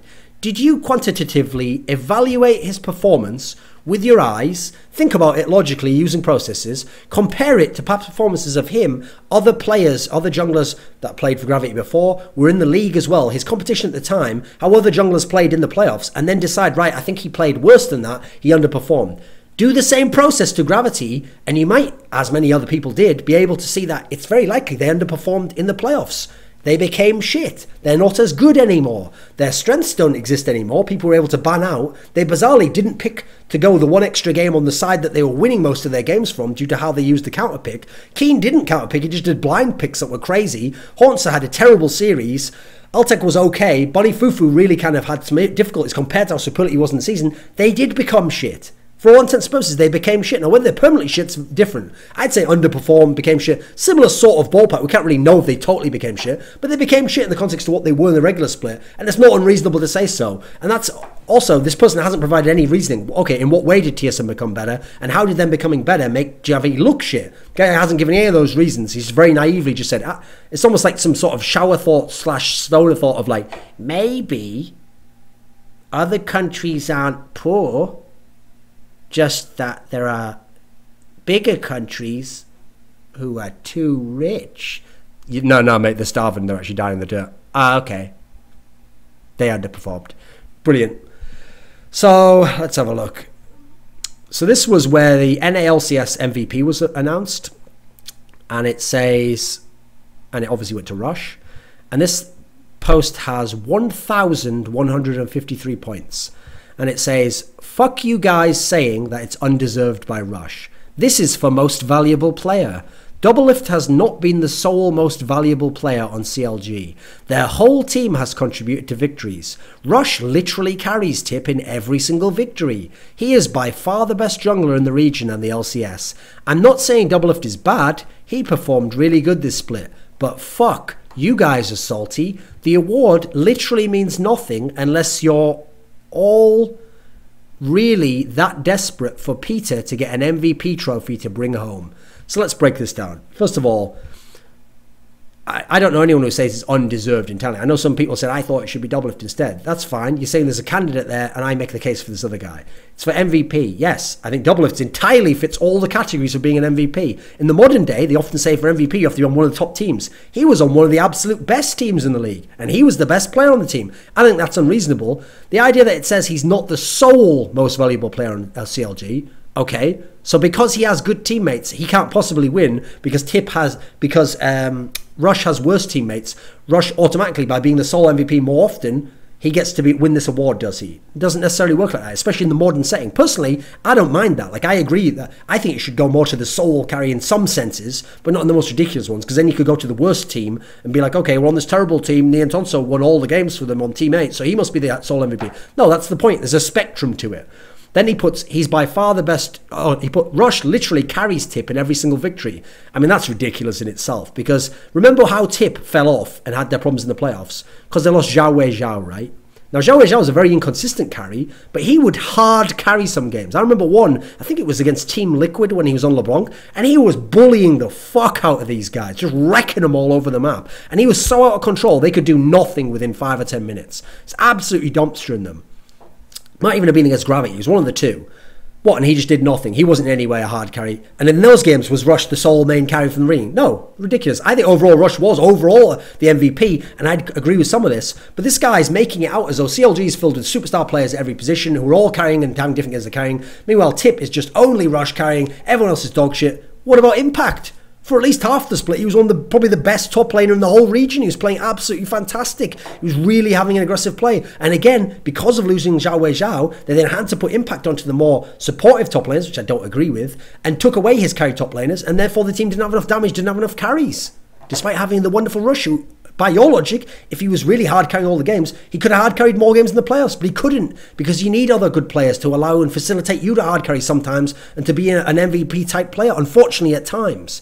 Likewise, People talked about Adrian. He had all this kill to participation. He was a very good supportive player. What? So he just did nothing. And just because he's a very good supportive player, because another guy has a carry on his team, that can't count in any way. This is just ridiculous. Also, that you can't say that that's the way MVP works, because as I just mentioned, if it was, then you'd nearly always have to give the MVP to a really good player on a really bad team. Like, for example, by his logic, Forgiven should have won an MVP in the 2014 spring split, where he was hard carrying Cobbling Wolves, who were a trash team. Only him and Amazing were good on it. But he was hard carrying them, but obviously he wasn't the MVP, because guess what? Froggen was also hard carrying, but Froggen was incredible as well. Well, actually, I guess Reckless was an MVP candidate, but I don't think he was actually super hard carrying at the time. I guess Expeke was doing pretty well at times. There was other players in the league who were phenomenal. So I think it's entirely reasonable to find criteria, but not make it so extreme one way or the other. Okay. So here's a great post. So this was in the TSM versus CLG winners interview, which obviously was where CLG won an ALCS. This has 156 points. And when you see that it has 156 points, bear that in mind as I read the comment out. Honestly, I started to come around to Bjergsen. He seems like less of a tool than when he came to NA. Dyrus is okay. Lost Boy I'm completely impartial to. TL is rapidly becoming my new shit list number 1 because of Xpecial, Peter and Dom. That's it, by the way. That's the comment at the end. He gives no more information. He just states his opinion on the personalities of those players. I mean, great. Why is that of any interest or value to anyone or significant in any way? And yet that comment was upvoted to over 150 points. All he's done there is give his totally baseless opinions on the personalities of these players. Not even them as players. He's just talking about what he thinks of them as people, of the very limited media interaction he's seen amongst them. And some of these opinions are borderline rude, and are just totally irrelevant to any sort of real discussion, actually. And this guy gets upvoted to fuck. I mean, people make out as though I invent all these arguments and they're all downvoted comments. That had 156 points there, boys. So this is in a thing about ESPN did a post about Doublelift. So 9 points. If Riot was smart, they would try to pay ESPN to put it in the top 10 on SportsCenter. Would reach a lot of people who've never heard of it. Yes, it would, except that's a totally naive way on the way Riot works, on the way ESPN works, on the way SportsCenter works, on the way the world works. Okay, what would be the cost return? What would be how cost effective a move would the marketing value of paying some sort of bribe to ESPN to have them to feature a video game clip in their SportsCenter highlight reel, which again, clue is in the name, is about sports, not esports or video games. So it'd be totally out of place and not at all apropos to put it in there. But let's pay them a bribe. Let's say the bribe's small. Let's say it's 50,000. I'd imagine it might even be more than that. Let's say it's 50,000. Now, do you think Riot's going to get $50,000 worth of exposure, get more people playing the game with that? I'd imagine most of the people, because they're sports fans, are going to go, what the fuck is this? Don't care about this. Maybe even hate League of Legends as a result. I don't think they're going to make $50,000 out of it as a knock-on effect of more people playing the game. Also, I don't know that ESPN just takes bribes. Like, in that case, why doesn't some fucking oil sheik who's fucking around paying 100 grand for coke and hooker parties with all models on his yacht, why doesn't he just pay $1 million to ESPN and have them feature him in the new DJ Khaled video called Bump It Up, I'm the Sheik and I'm with Khaled, featuring I don't know, what's his name, Sheik Mustafa Party. Why don't we have that video put as the #1 play on Sports Day above like Peyton Manning throwing a sick field goal to some guy who then, is it even called field goal? No, it's called touchdown. To some guy who runs into the end zone. Let's, instead of that, have that. Oh, that's right. It has to be sports. ESPN don't take bribes, and it wouldn't be at all relevant. Also, what would the payback be? Again, what a ridiculous opinion. That's a great example of someone who obviously, if I had to guess, I'd guess this guy's under the age of 17. He's never had a job, never actually paid money for real goods or services, never known the way the world works or business works. And it's just like, I think it would be good if, I know, to get Arrested Development back on TV, why don't they just pay for a billboard to go on the side of the Empire State Building? Surely a lot of New Yorkers would see it and say, Arrested Development, that's a show, I will watch it now, and then it would totally be worth their money. Like, yeah, brilliant idea, mate. Keep your brilliant ideas to yourself, and why are people voting that to 9 points? So, okay, right, here we go. 14 points. So this is a discussion. this is when I did a thread. It was my Thorin's thoughts about the Western coaches delusion. And it was about if your mid laner isn't good on Victor, and this guy's responding to it. If your mid isn't strong on Victor, make him fucking get better on Victor. Comfort only goes so far in a game where balance is determined by so many variables. There will be stronger picks, and they will be the meta for a reason. Sure, you qualified for LCS or an international tournament by beating your peers on, I don't know why I'm reading it in this voice, on strange niche champs you happen to excel at. It's still not going to cut it when you play some Korean or Chinese powerhouse that plays the highest value picks and the highest level. Now, what's funny is the latter part of it, I agree with. It's not going to cut it if you try to play those champions against those guys who can play the highest value picks. But that's the thing. They aren't just the best on those picks just because they trained those champions. That's not it. Because, for example, Kuro plays for one of the best Korean teams. He's not good on certain picks, which are super meta picks right now, which could dominate the game. He's not good on them. He practices like a motherfucker. I've no doubt his coach has him playing those champs a load to see if he could get good at them. And then when they realised he didn't, eschewed that. And because you have a limited amount of practice time, had him practice on his strengths, shore up some of his weaknesses, and figure out what a reasonable champion pool is. You know, like a normal coach would and a normal player. Because, I mean, it's just that easy, right? I mean, if you just work at something, you become the best in the world at it, right? Well, no, that's not what I'm saying. But you are in a way. Because at the end of the day, it's not, here's the thing, every player who worked at a champion would become better at it in time, and maybe would even improve their level, maybe would even get decent. But the question is, does he have unlimited time to work on this? No. He's got a limited amount of time. Therefore, it's not a zero-sum. We have to figure out within that time, how much of this time we're going to spend practicing the things you were good at, shoring up weaknesses, or working on things you're the worst at to try and make them things you're the best at. It's very unlikely you're going to spend most of your time working on things you're the worst at, because you'll give up some of your strengths then that you need to be working on in this time to maintain and build upon. Likewise, even if you spend all your time working on Victor and you're not a Victor player and you got it to a decent level, first of all your other picks would have dropped off. Secondly, odds are you still won't be the best as the best Victor players in the whole world. So actually, would have been a waste of your time. You'll play it, you'll maybe pick it against them, you'll be average with it, you won't have that big an impact, or you'll play against it, you still get wrecked by it. It won't end up mattering ultimately, because it's not about just becoming good or better, it's about becoming the best on these picks to make it worthwhile to play. This is a game, ultimately, League of Legends, for specialists. Now, what's amazing is some of the best players of all time make it seem like it's not a specialist's game because they can survive metas that don't suit them. Now, even so, they don't thrive in those metas. They have times when it's not that great for them. They have times, Bjergsen, when sometimes TSM wasn't that good, where he had to play only control mages, where it wasn't that great for him, actually. And when you would put him into this situation, obviously he's a specialist on certain control mages, but there's certain times where if it was an assassin meta, he was going to go ham and be able to 1v9 in games he wouldn't have been able to carry otherwise because his team was letting him down. So even a great player like that has to survive certain periods, like these guys here, still practice what they're good at, wait, then thrive in the periods when the meta suits them. They don't decide one day to practice and to be super good, and that's not why they then are really good. Even guys like Toys, one of the greatest mid laners of all time, Cool, one of the greatest mid laners of all time, even these guys are famous for being very good at certain champs, having a wide champion pool, but then not being able to master certain champions. Never gonna be super gods on certain champions. You'll never see Toys bombing around on Zed, just dominating the whole game at an international level. It's not gonna happen. Meanwhile, on certain control mages, he's fucking incredible, even to this day. Cool, likewise, what an all-time great player. But certain champs, he's never gonna be a beast on. That someone in Europe who's practiced it a lot, who is good on that champ, will be better than him on. That's just the way of the world. It's such a naive opinion, this idea that, they just didn't practice it enough. No, they're playing among the best players in the world, who some of them will be the best on those champs, and they will never get to that level. Now, yes, they should work to some degree to shore it up, if it makes sense that they'll get to a decent enough level to be applicable for the game and to be worthwhile. If it's not effective, it's not time effective, then it's a waste of their time to have intensive training in that sense. Okay, let's have a look. So, okay, this was in the thread about Team Liquid and their coach. So people were criticizing Peter. I can accept -1 points. I can accept coach having to fix pick ban, but how can it be their responsibility to fix shot calling? A coach can teach player/team what to do in different situations, but it's up to the players to apply it.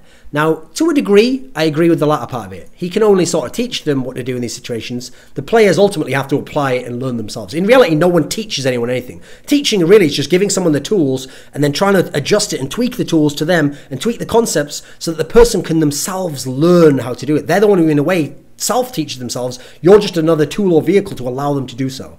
So yes, to a degree that's correct, but the problem is, of course, these people don't just say these things once and have them do it. The coach works with the team the whole split. So if over the whole split the team has not improving a shot calling, it probably does come down to the coach not being able to provide, be the tool or vehicle to help this person improve in shot calling. So actually it will ultimately come down to him. Your tool or vehicle isn't good enough there, or isn't applicable to this sort of player or team. Likewise, the buck has to stop with someone. The responsibility has to stop with someone. So it stops with the coach, because ultimately he's responsible for the results and the way the team plays. If he looks at his team and they have a bad shot caller, don't improve enough over the split, or don't improve at all, and he doesn't ever replace the guy or find workarounds or find something that can work there, either he's incapable or he's just incompetent. And so as a result, he should either replace the shot caller with someone else, because let's face it, there's 5 players in a team. There's probably other people you could try here, or a combination of people. This guy for the early game, this guy for objectives, this guy for later in the game. You could do all these things. Instead, you're sticking with the one guy, praying that he becomes better. If you don't replace them, ultimately it is your responsibility, because you've said, right, it's okay for that guy to be as bad as he is in this particular kind of scenario.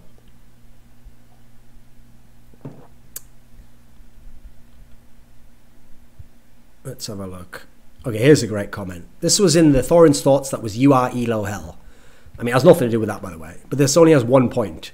The friend zone is real. I mean, God knows how you get to discussions like this in a fucking thing about Elo. The friend zone is real. It's just a term. I'm not going to do stupid voice again. It's just a term for when someone you want a relationship wants to just be friends. The term friend zone contains no real inherent value judgments. Holy moly. Whereas Elo hell describes a condition that simply doesn't exist, for the most part. I think there are definitely some slight arguments in favor of a very watered down concept of Elo hell, but it's really not very significant. Now, I agree with the second part. Elo hell doesn't really exist. It's usually just people who, if you question them further, they don't understand the way MMR works in the game, or they're just totally delusional. Now, in terms of the first part, that's actually the one I wanted to address here, is that actually the friend zone is real, yeah, but it's not just a term for someone you want a relationship with wants to just be friends. That in itself betrays that this person doesn't seem to understand what the friend zone is. That's why someone like him is getting trapped in it, or misunderstanding why other people are trapped in it. Now, the idea that the friend zone contains no inherent value judgment, it does. It contains the judgment that you've totally misread the situation, didn't understand what it was like or the possibility between you for a relationship. You've gone for it, you've been totally blown out, and now you're just stuck in the friend zone and you're not going to get shit. And as a result, it's not something you wanted because you actually wanted a relationship with the person. It's a total failure, essentially. Now, here's what's funny, is that actually it's a great analogy between the two situations, the concept of the friend zone and Elo hell. Because the friend zone is when you've totally misunderstood someone else's intentions towards you. You failed to accurately analyze where the two of you are in terms of the possibility of a relationship, and it leads to frustration and failure on your part, just like Elo hell. You've misunderstood what's going on in the game and where you should be placed reasonably. You failed to accurately analyze where you are in terms of skill and development of the game and understanding of the game compared to the people you're currently playing with and people who are above you and below you, and this leads to frustration and failure on your part, and you feel like you're stuck in the wrong place, just like the other guy did. Now, as a very quick example as well, just for people who to this day still don't understand how MMR works.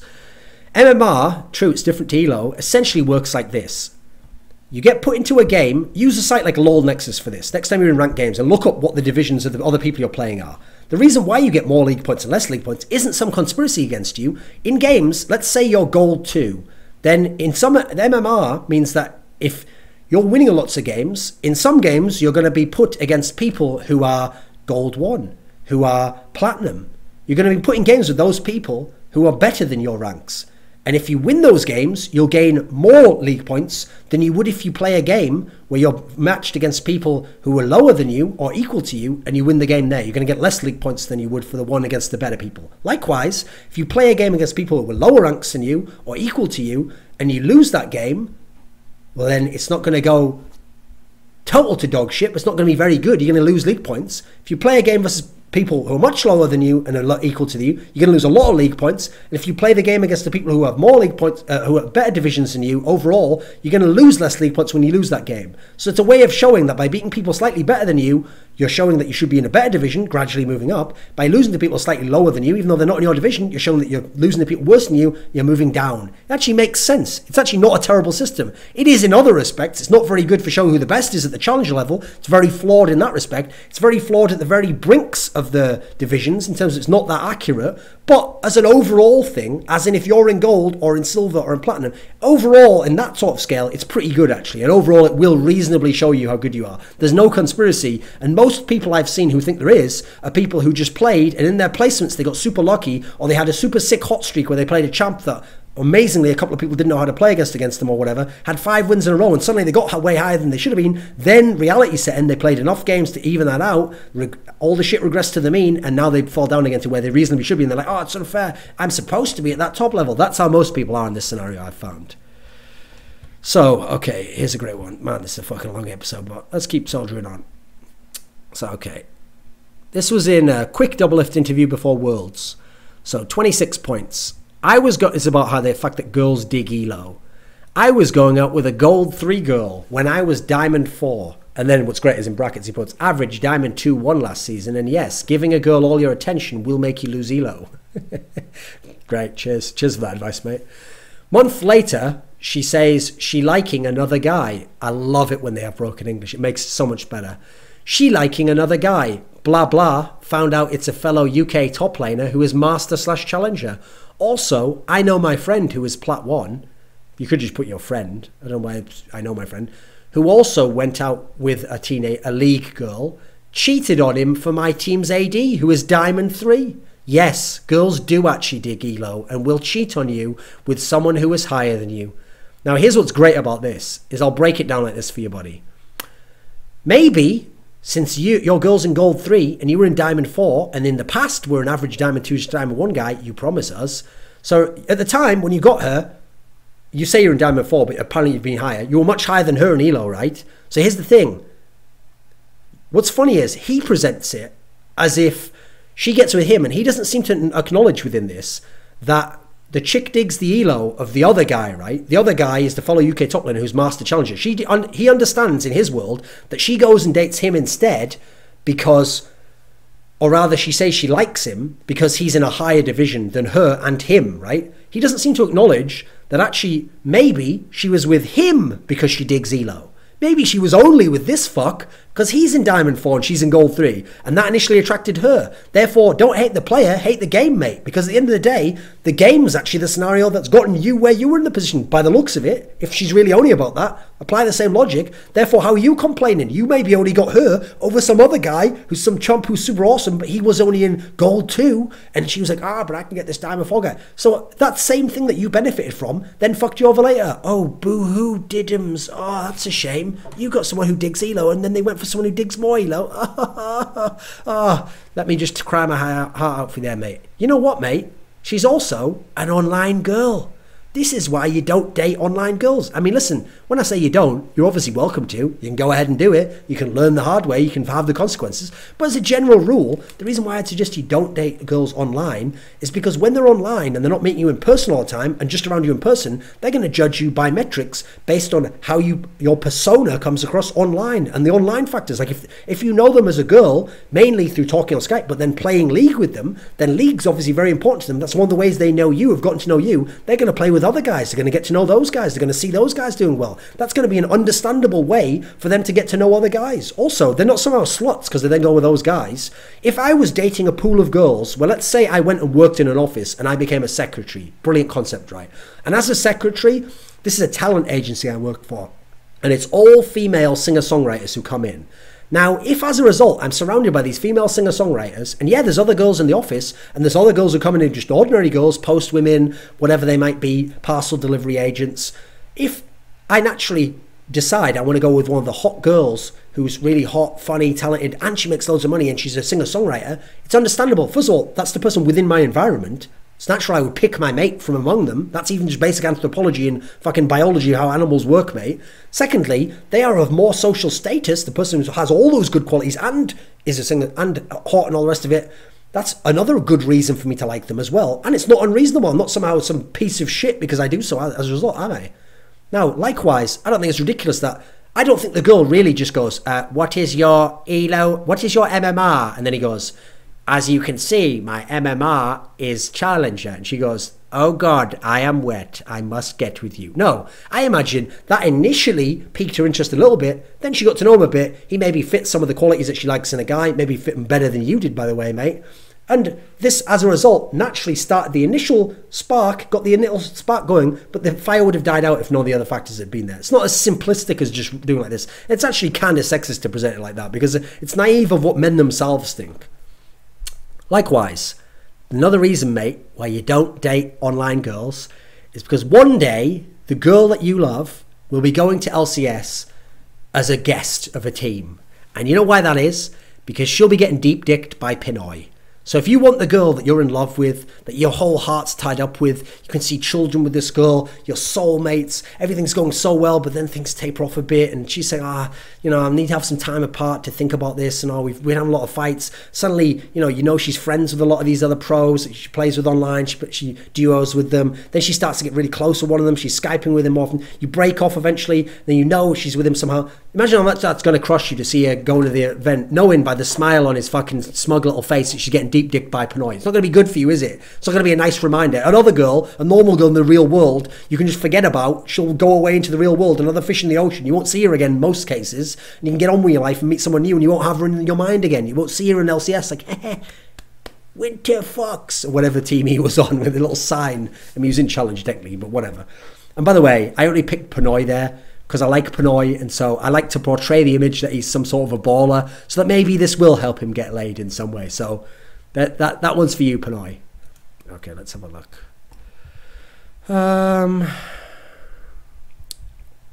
Let's see.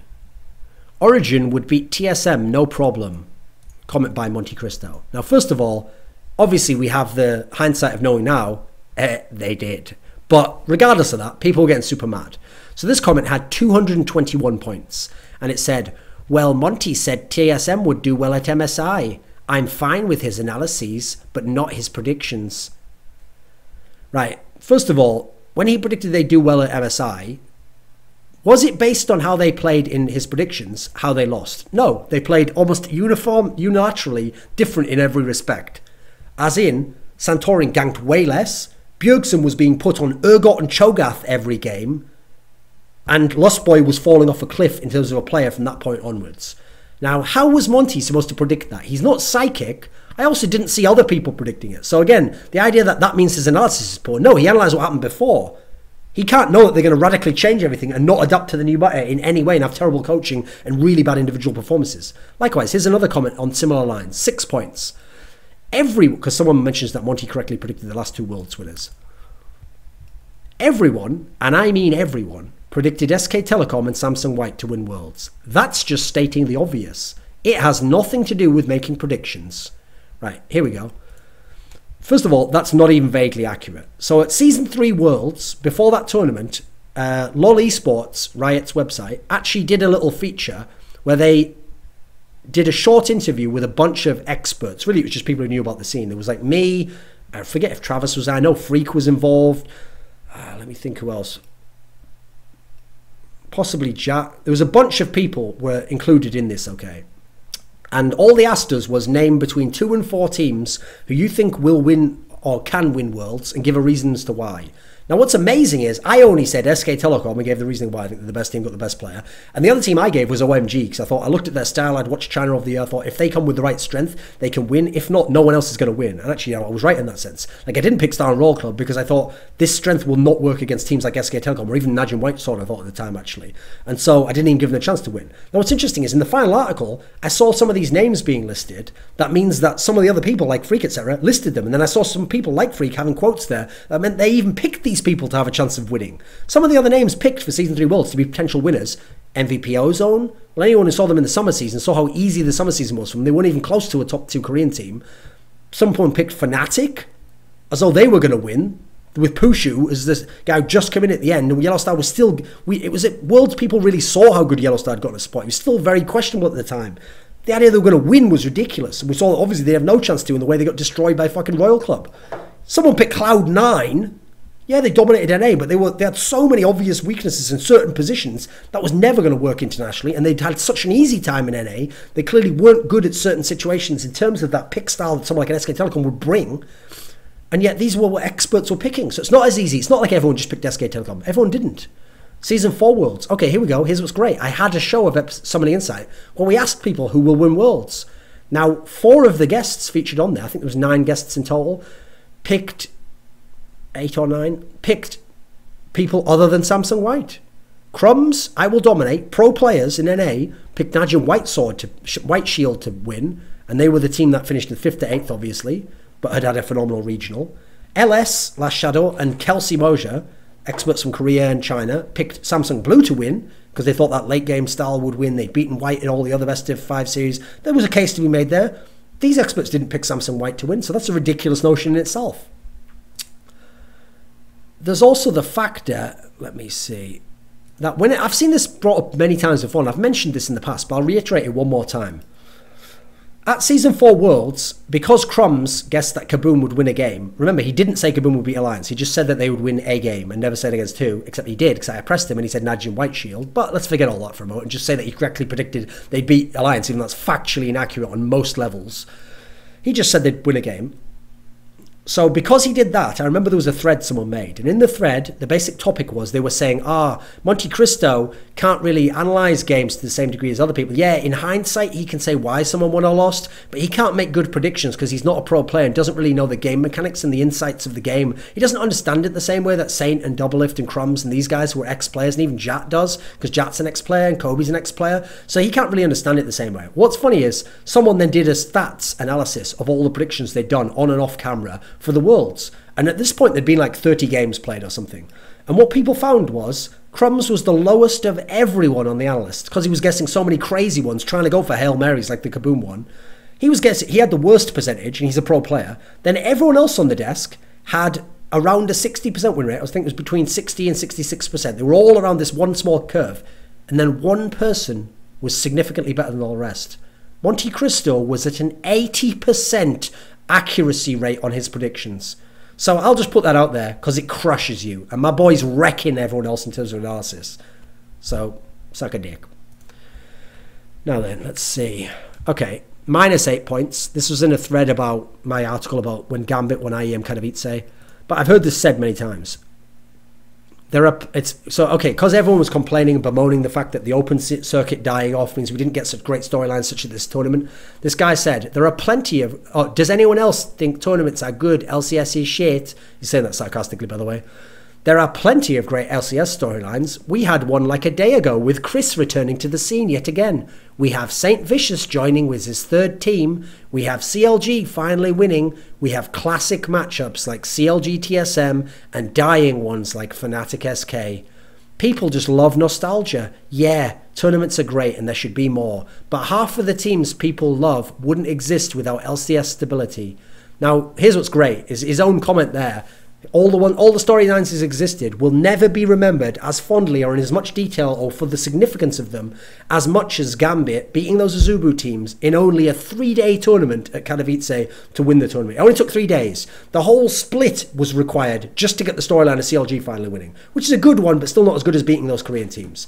Those other ones, Chris rejoining, St. Vicious joining with a 3rd team, CLG TSM matchup, people won't remember half of these within a year, within 2 years, and people who never watched them will never remember or hear from someone else and remember the story in the same way they would this great story, which only took 3 days of a tournament to create and technically 1 day for the matches themselves. So you've actually, in some ways, set up a great case for me, which is that the open circuit's far better at storylines. That's exactly the one topic, the one part of ground you shouldn't be arguing for LCS from, mate. Go with the last one about stability and you think it's better for teams to exist, etc. You could maybe make a case there. I don't care about that myself, but don't go from the storyline one. You have no leg to stand on.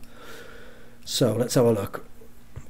There was a guy who asked, like, who's interested in World Championship hype video? Now, I actually hate these threads. They come up all the time on this League subreddit. They always get upvoted. The reason why I hate them is because it's not someone saying, here is a World Championship hype video.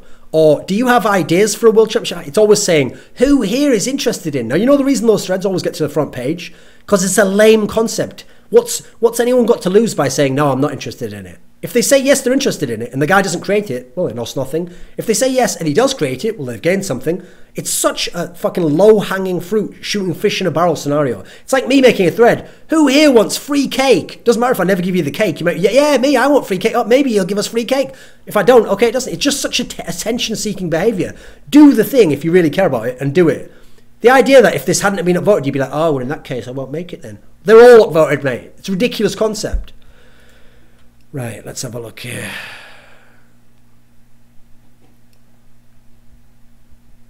Let's see. Okay, here's one.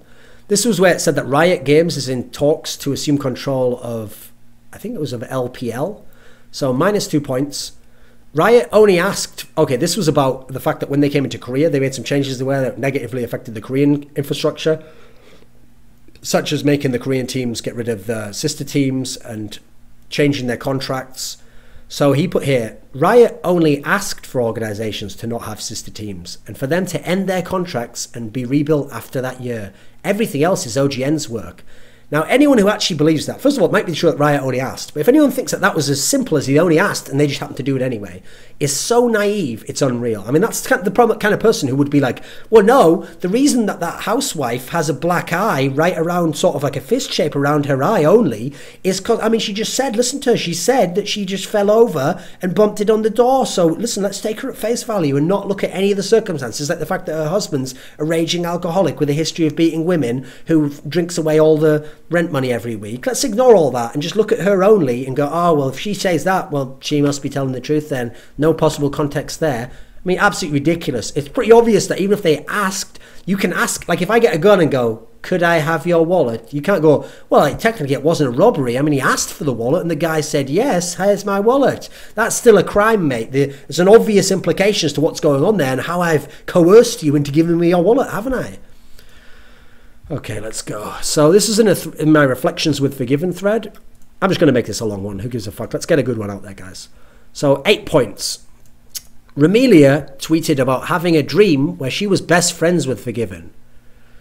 Jesus Christ. I mean, guys, is this really how far we have to go to avoid Riot's ridiculous poaching restrictions? I mean, what next? Oh, yeah. I don't know if you know this, but Alex Ich wrote a fanfic about Forgiven where he thinks in a past life they were like soulmates and really got along well together and would have had, if League of Legends had existed in that past life, would probably have had a really awesome mid-bot synergy where he'd sometimes play supportive champions to help Forgiven carry. In that fanfic, not real life, of course, wink, wink, like I did the wrong eye there, wink, wink, or... I mean, we'll have to do... Okay, let's keep going around the position. So, Crumbs has been like astrally projecting all week, trying to make contact with any Greek AD carries out there who might want to come and join a totally awesome team, which is going to have an AD carry position free. And again, we're just trying to get around the restrictions here, guys. Oh yeah, and RF Legendary has been sending out smoke signals saying, "What water is fine in bot lane? Come on in, come on in." Oh, and oh yeah, and Monty has been leaving secret subliminal messages at frame 666 of every episode of his countdown, saying by far the team that would appreciate an AD carry the most is Renegades, if anyone wanted to. Love Greeks. Like how far are we going to go, guys, to get around these poaching restrictions? So let's have a look. Oh, here's a good one. When High made that blog where they'd qualified for Worlds and they'd got through they skipped relegation, they got to the gauntlet, and he put this, he quoted apart from the blog, 71 points. To fast forward a bit, thankfully we skipped relegation and kicked ass in the gauntlet to make it to Worlds, ... And the guy very reasonably says, that was the whole part I wanted to know more about. Again, I agree, actually. It's the idea that he's put, like, you know, to just skip a bit. We did get through all of that. We ended what could have been, we came out of what was a possibly career-ending skid for all of us in terms of this team as a lineup, just totally wrecked and improved completely throughout the gauntlet, improving even in terms of being able to finally play champions and team fight amazingly well, beat all these teams that have been better than us, and we made it to Worlds, ... You know, let's just skip all that part. I agree, that's the most important part. That's the part I really want to know what happened there. The idea that you're just going to sort of be like, yada, yada, yada, and we made it to Worlds. I mean, sometimes those are the context is everything sometimes, guys. I mean, imagine I come to you and I'm like, oh, yeah, so I was in the principal's office and his secretary was like, listen, he's coming in soon, but you better pray he's in a good mood.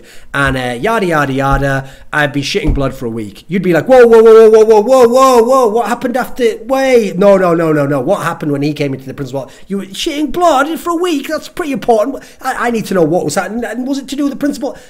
What are you talking? Just to fast forward that bit. Anyway, so I took the medicine and eventually it healed up. And yeah, I could eventually sit down on a pillow after a few days. So like, well, that's the least important part of that story, isn't it, mate? We really need to know that middle part. So, okay, let's have a look. Let's see. Oh yeah, here's a good one. So there was a thread. There's another sort of thread that I just despise. It said, as an active CSGO player only following League, can we honour Riot? First of all, what does that mean, honour? Like, it's not League of Legends, mate. You don't give them honour me after they get, here's a medal. You have a border, Riot, for being good. Can we honour Riot for their awesome work in animations, teasers, and music? This is really overwhelming compared to other big games. Remember, he says he's from CSGO. And then he explains that, like, the standard isn't the same in those other games, that they have the songs, the teaser videos, and these are really high quality, and they're for free. I mean, the idea that anyone would fucking pay money for a teaser or a song, I mean, someone probably would, but God only knows why he'd want that to even be a premise that they could charge for this shit. So, Jesus fucking Christ, when I see shit like this. Here's the thing. We don't need any of those things, which are fluff, by the way, in other games, because the game itself's so good, it sustains our interest in itself. And it's not really of much value to have those things. I mean, this is like someone who thinks that, like, oh, well, can we honour my boyfriend for setting up candles, having rose petals all around the bed, wearing cosplay, dressing up for me, having mood lighting for our sexual encounters? Some other people don't even do that stuff. Yeah, but is the sex good? No, sex is terrible, of course, but he does all those things for free. And what about the other people who don't do those things? Sex is the bomb. Yeah, I think you can understand the principle I'm getting to here, mate. So sweet, fancy Moses. Just get over yourself. Let's see. Okay, here, this one I have to read out, just because I know you guys won't probably have seen it, and it's so brilliant. I laugh so much when I saw this. I laughed so much. I have to read it out. It's at -1 points, and it's a TSM fan. Your opinion is much like an asshole. We all have one, but we should keep it to ourselves. I don't understand that part right there. Okay, I was with you about the part about the opinion, okay. Like, it's such an asshole. We all have one, yeah, we've heard that saying before. Everyone has one, they all stink. That's a good one, right? It's the idea that, like, okay, your opinion's not, like, super duper of value, and everyone's opinion, it's not, well, anyway, you get the point. But the idea that we should keep it to ourselves, well, first of all, I mean, why? I don't know that we should all keep our assholes to ourselves. Sometimes we could probably share them with people, especially people we really love. If it's like their birthday or something and they really did ask really nicely and they've treated us in a way, you know, they always make us come. Anyway, I got sidetracked on the whole thing there. Then I'll keep going with this anyway. This is where you tell him, it's the way, it's the patter of how he speaks, okay? He always says the super edgy lines, and then he says these like, no, he'll always say like his statement, and then he always says this super edgy follow-up, which is so funny, okay? So we all have one, but we should keep it to ourselves. You ready? He's like taunting you with this stuff. This is brilliant. I wish all TSM fans saw this. It says, this is where you tell me to do the same. Go ahead, ... I'll wait. You know, he keeps doing that, by the way. The ... I'll wait. Go ahead, ... I'll wait. He's going to keep doing it, so get ready. I love TSM because of Odd One, Dyrus, and Bjerg. This is where you trash Reginald. Go ahead, ... I'll wait. By the way, it's 3 dots if you do ellipsis anyway, but whatever. We didn't expect him to know that. He doesn't read books. When I met them, they were so nice to my kids, really made their day. They have a tradition of success and have always been in contention for best team in NA. This is where you trash NA as a whole. Go ahead, ... I'll wait. I mean, he's not waiting for anything, is he? Because it's just a fucking post. But anyway, we get it. I don't trash other teams. I don't need to, because their own fans do the job instead. CLG, you just started sort of trashing their fans and them right there. But anyway, CLG fans have been trashing Hotshot GG all year long! Exclamation mark, exclamation mark. But they get first place, and all of a sudden it's hashtag golden age. Hotshot GG is best. I also love C9. Great guys. My second favourite team. CLG ... See, 3 dots that time. You got it right that time. Not a big fan. ... How can you get it right now, but you couldn't get it right before? So much trash talk, so little backing it up. Again, that's kind of trash talking itself, mate. This is where you mentioned they finally got first place. Go ahead, ... I'll wait. Have a nice day. So he literally signs it. TSM fan. It's not his Reddit name, by the way. He literally signs it TSM fan. Okay, first and foremost, calm the fuck down, edgelord TSM. Like, man alive. This guy is so edgy. He must just cut himself every time he rolls over in his sleep. Fuck me. Moses, smell the roses. I mean, first of all that shit before, like, they were so nice to my kids when they met them, really made their day. First of all, it's not very hard to make kids' days, by the way. Like, little kids know fuck all, and watching Frozen for the 7th time makes their day. Also, these are really nice to your kids, great. What, and CLG players aren't nice to their kids? To kids? I'm pretty sure I've seen tons of them do that. I always wonder when people judge a whole person's personality based on either trash talk in interview or when they met them for 4 seconds in person. How naive this person is. This is how politicians get fucking elected, going around shaking hands and kissing babies and getting retards to think, oh, he must be a great guy. Kiss my baby. Like, yeah, to get you to like him, you moron. I mean, what did you expect them to do? What, for you to go, oh, hey, Reggie, here's my daughter. Go on, Louisiana, you're 8 and you're a big TSM fan. You go, and him to just go, get the scrub the fuck out of my way, bro, bay life. Like, he's not going to do that, is he? Especially when she's probably decked out like I imagine your family was, an old TSM gear, like bay life t-shirt. He's like, haha, great, there's $100 of mine that came out. I'll gladly shake your hand. Love ya. Keep buying the swag, you little cretin. Love ya. Bay life for life. I'll keep Darius in that prison forever if you want. I mean, man alive. I mean, what does he really expect them to do? Transform into a dragon and bite his fucking kids' heads off and go, ooh, he's a bit of a mean one, isn't he? Or just start going, what does he expect to happen? That fucking odd one's going to lean down to his son and go, come here, sonny, I'll show you a little secret of the generals. See this book here? Yes, mister, what's that book? Mein Kampf. Good little book. You read it, and you read it good. I'm going to put this in your back pocket now. Spank. What do you expect's going to happen? How naive are people? I've met some people who were grade A assholes, but they were so narcissistic, they loved their fans, had no unlimited time for their fans. I met some guys who were really good guys, but they were really busy and they didn't have time for a fan sometimes. Don't use that as a metric on which you guide people. The rest of it's all just hilarious. I just needed you to hear all that because it warms me inside. If all stupid posts were written like that, I'd enjoy it. I'd get a kick out of it. It's so funny. It's the way he just thought he was so edgy, like, go ahead, ... I'll wait. He thinks, this guy, seriously, and when I think of his face, it's like the face of someone on like an 80s comedy movie, like, dee dee dee dee. Oh yeah, the nerd's getting all the hot babes now. How did he do it? The Quick Way to the Top, starring Reggie and the Odd One and TSM fan. Obviously the movie should be called Have a Nice Day. They were so nice to my kids. That would be like the title, I guess. Okay, let's keep going. Let's have a look here. Okay. So this is actually, the thread's irrelevant because someone for some reason posted a tweet that I'd made, which was after C9 and CLG won those initial games, C9 particularly, people were going so crazy on Twitter that I just made a tweet which said, your scene has an ultra fucked circuit structure when you react to winning 2 best of 1s as if World War II had just ended. As in, first of all, there's 6 games to be played. After 2 games, you're already over the moon. This is incredible. Everything's going to go great. They could win the world. Oh my God, and we're totally wrong about everything and everyone said wrong. It's a total fucking idiot. You're going so over the top. You're acting like people are just like jumping out of like those windows, those little circular windows on boats, like pulling women over and kissing them. Watch out, baby. C9 won 2 games. We're going all the way. First of all, you're overreacting like a motherfucker. But the reason why you're overreacting is because since there's such a limited circuit and these teams play so rarely and have so rarely have a chance to even get a crazy result like that, just winning a couple of best of 1s is a big deal to you. This isn't the way it is in other games. In other games, if someone wins a best of 1 in the group stage, those tournaments play out over the next couple of days. They'll be dead by the end of the next day if they're not good enough team. If things level out, they won't have a whole week to go crazy over it. That's the people are so starved of any cool storyline that a little one starts and they have to go mental over it because to them, in isolation with no other cool storylines or no bigger ones to build off, that becomes the whole world to them. That's a sad state of affairs. I actually feel sorry for League of Legends fans. They have to be put in that position.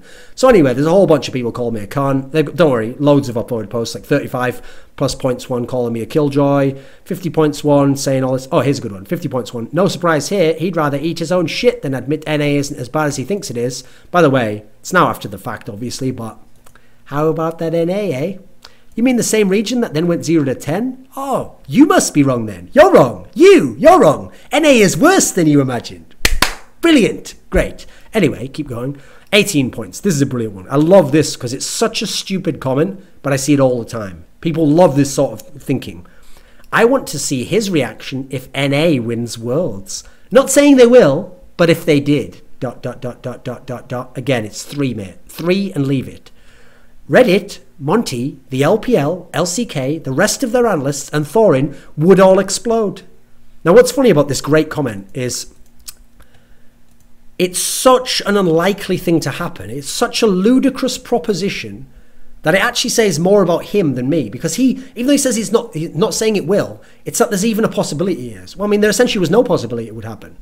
And so to imagine a world in which it would happen, in which the likelihood is decent even, would mean imagining a world that many things within would have to be so different that it would almost be not recognizable to our world. Some things would be similar. Maybe I would exist, maybe the teams would exist, but the team dynamic would have to be different. Certain players would have to be much worse. The region would have to be structured different. For NA to be winning worlds in this scenario, that it may as well be a totally alternate sci-fi universe in which, as a result, if that happened, well then, in that universe, surely I wouldn't have the same opinion, would I? Because all these other factors that I'm basing my prediction and analysis of would be different. Therefore, my analysis would be different. In fact, guess what? In that world, if it was likely, my analysis would be that NA would be one of the teams who could win. Therefore, it wouldn't work even in that scenario. It's like someone saying, oh, yeah, of course, imagine if it turns out that actually God did create all the animals, and Richard Dawkins is walking along, Professor Richard Dawkins, Professor of Biology, author of The Selfish Gene. He's walking along one day and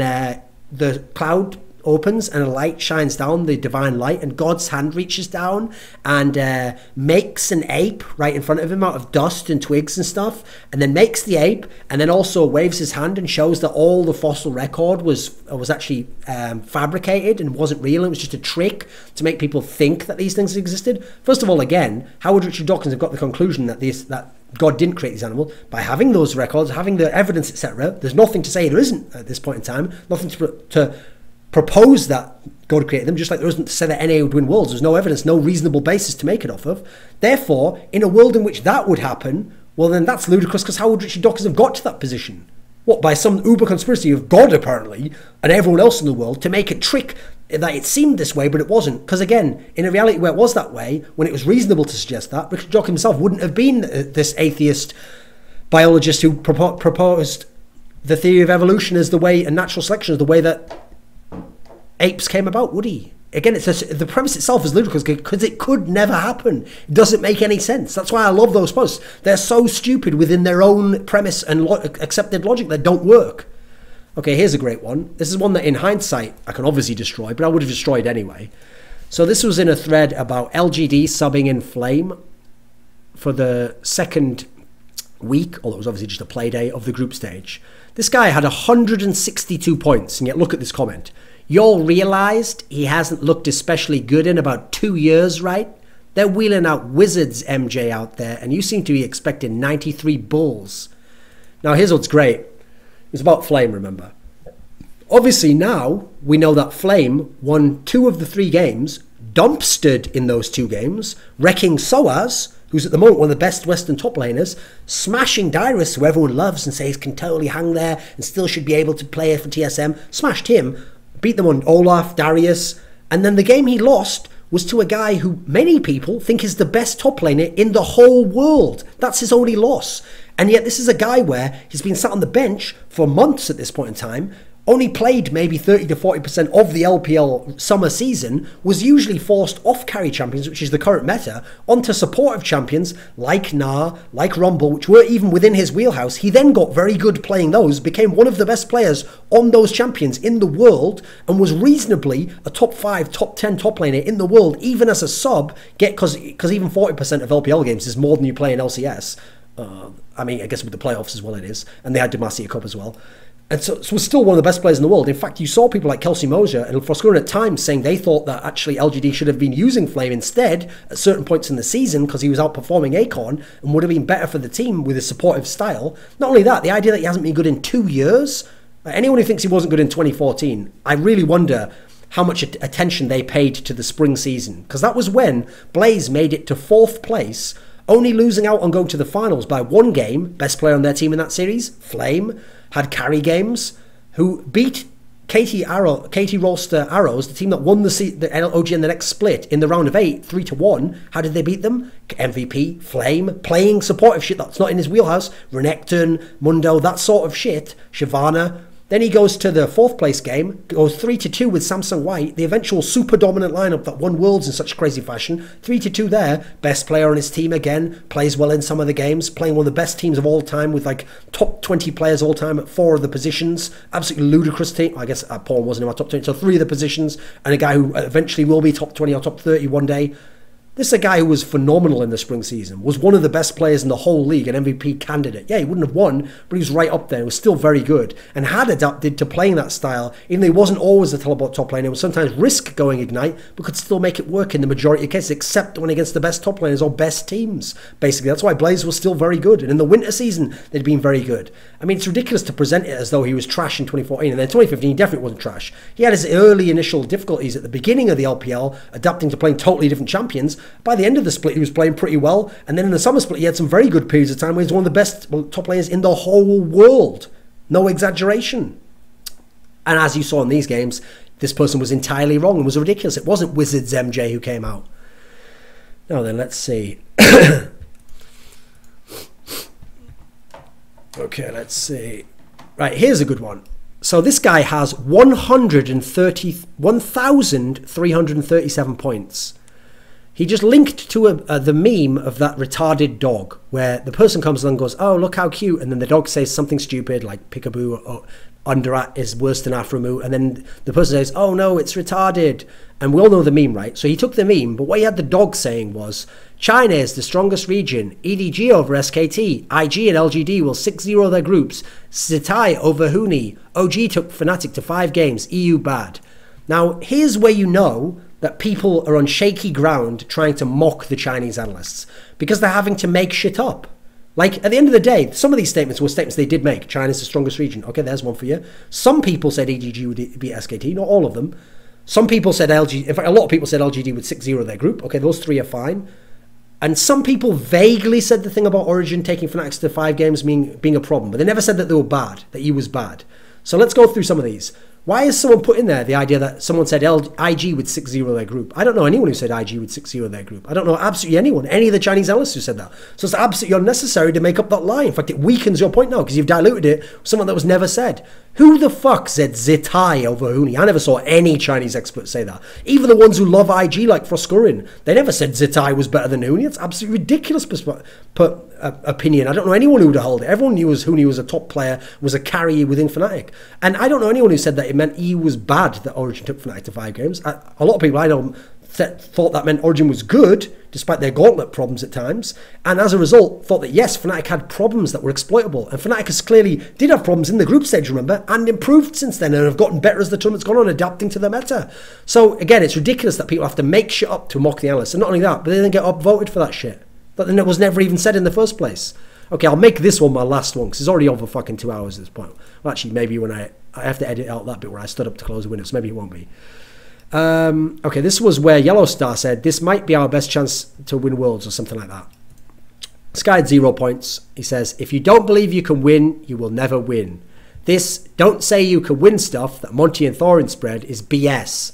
They may be wrong in the end, but do you want them to say, yeah, I believe we will lose? That's the thing. That's not the option. That's a false dichotomy. It is never the option that you have 2 choices.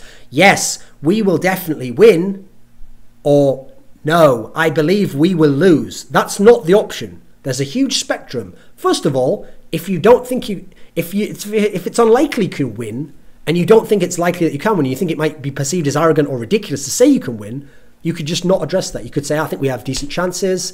I think that even though the other team's more favoured, and many people would say they have better strengths than us, I think there are certain weaknesses we'll be able to exploit, and I'm hoping as we improve across the tournament, we'll get better in these areas and be able to bat them. See, that's all entirely reasonable, because that's actually the way a competitor would think. You don't have to say, remember, you're not obliged to say anything. You don't have to say, oh, since I'm not going to say we'll win, I must say we will lose and get shit on and be terrible.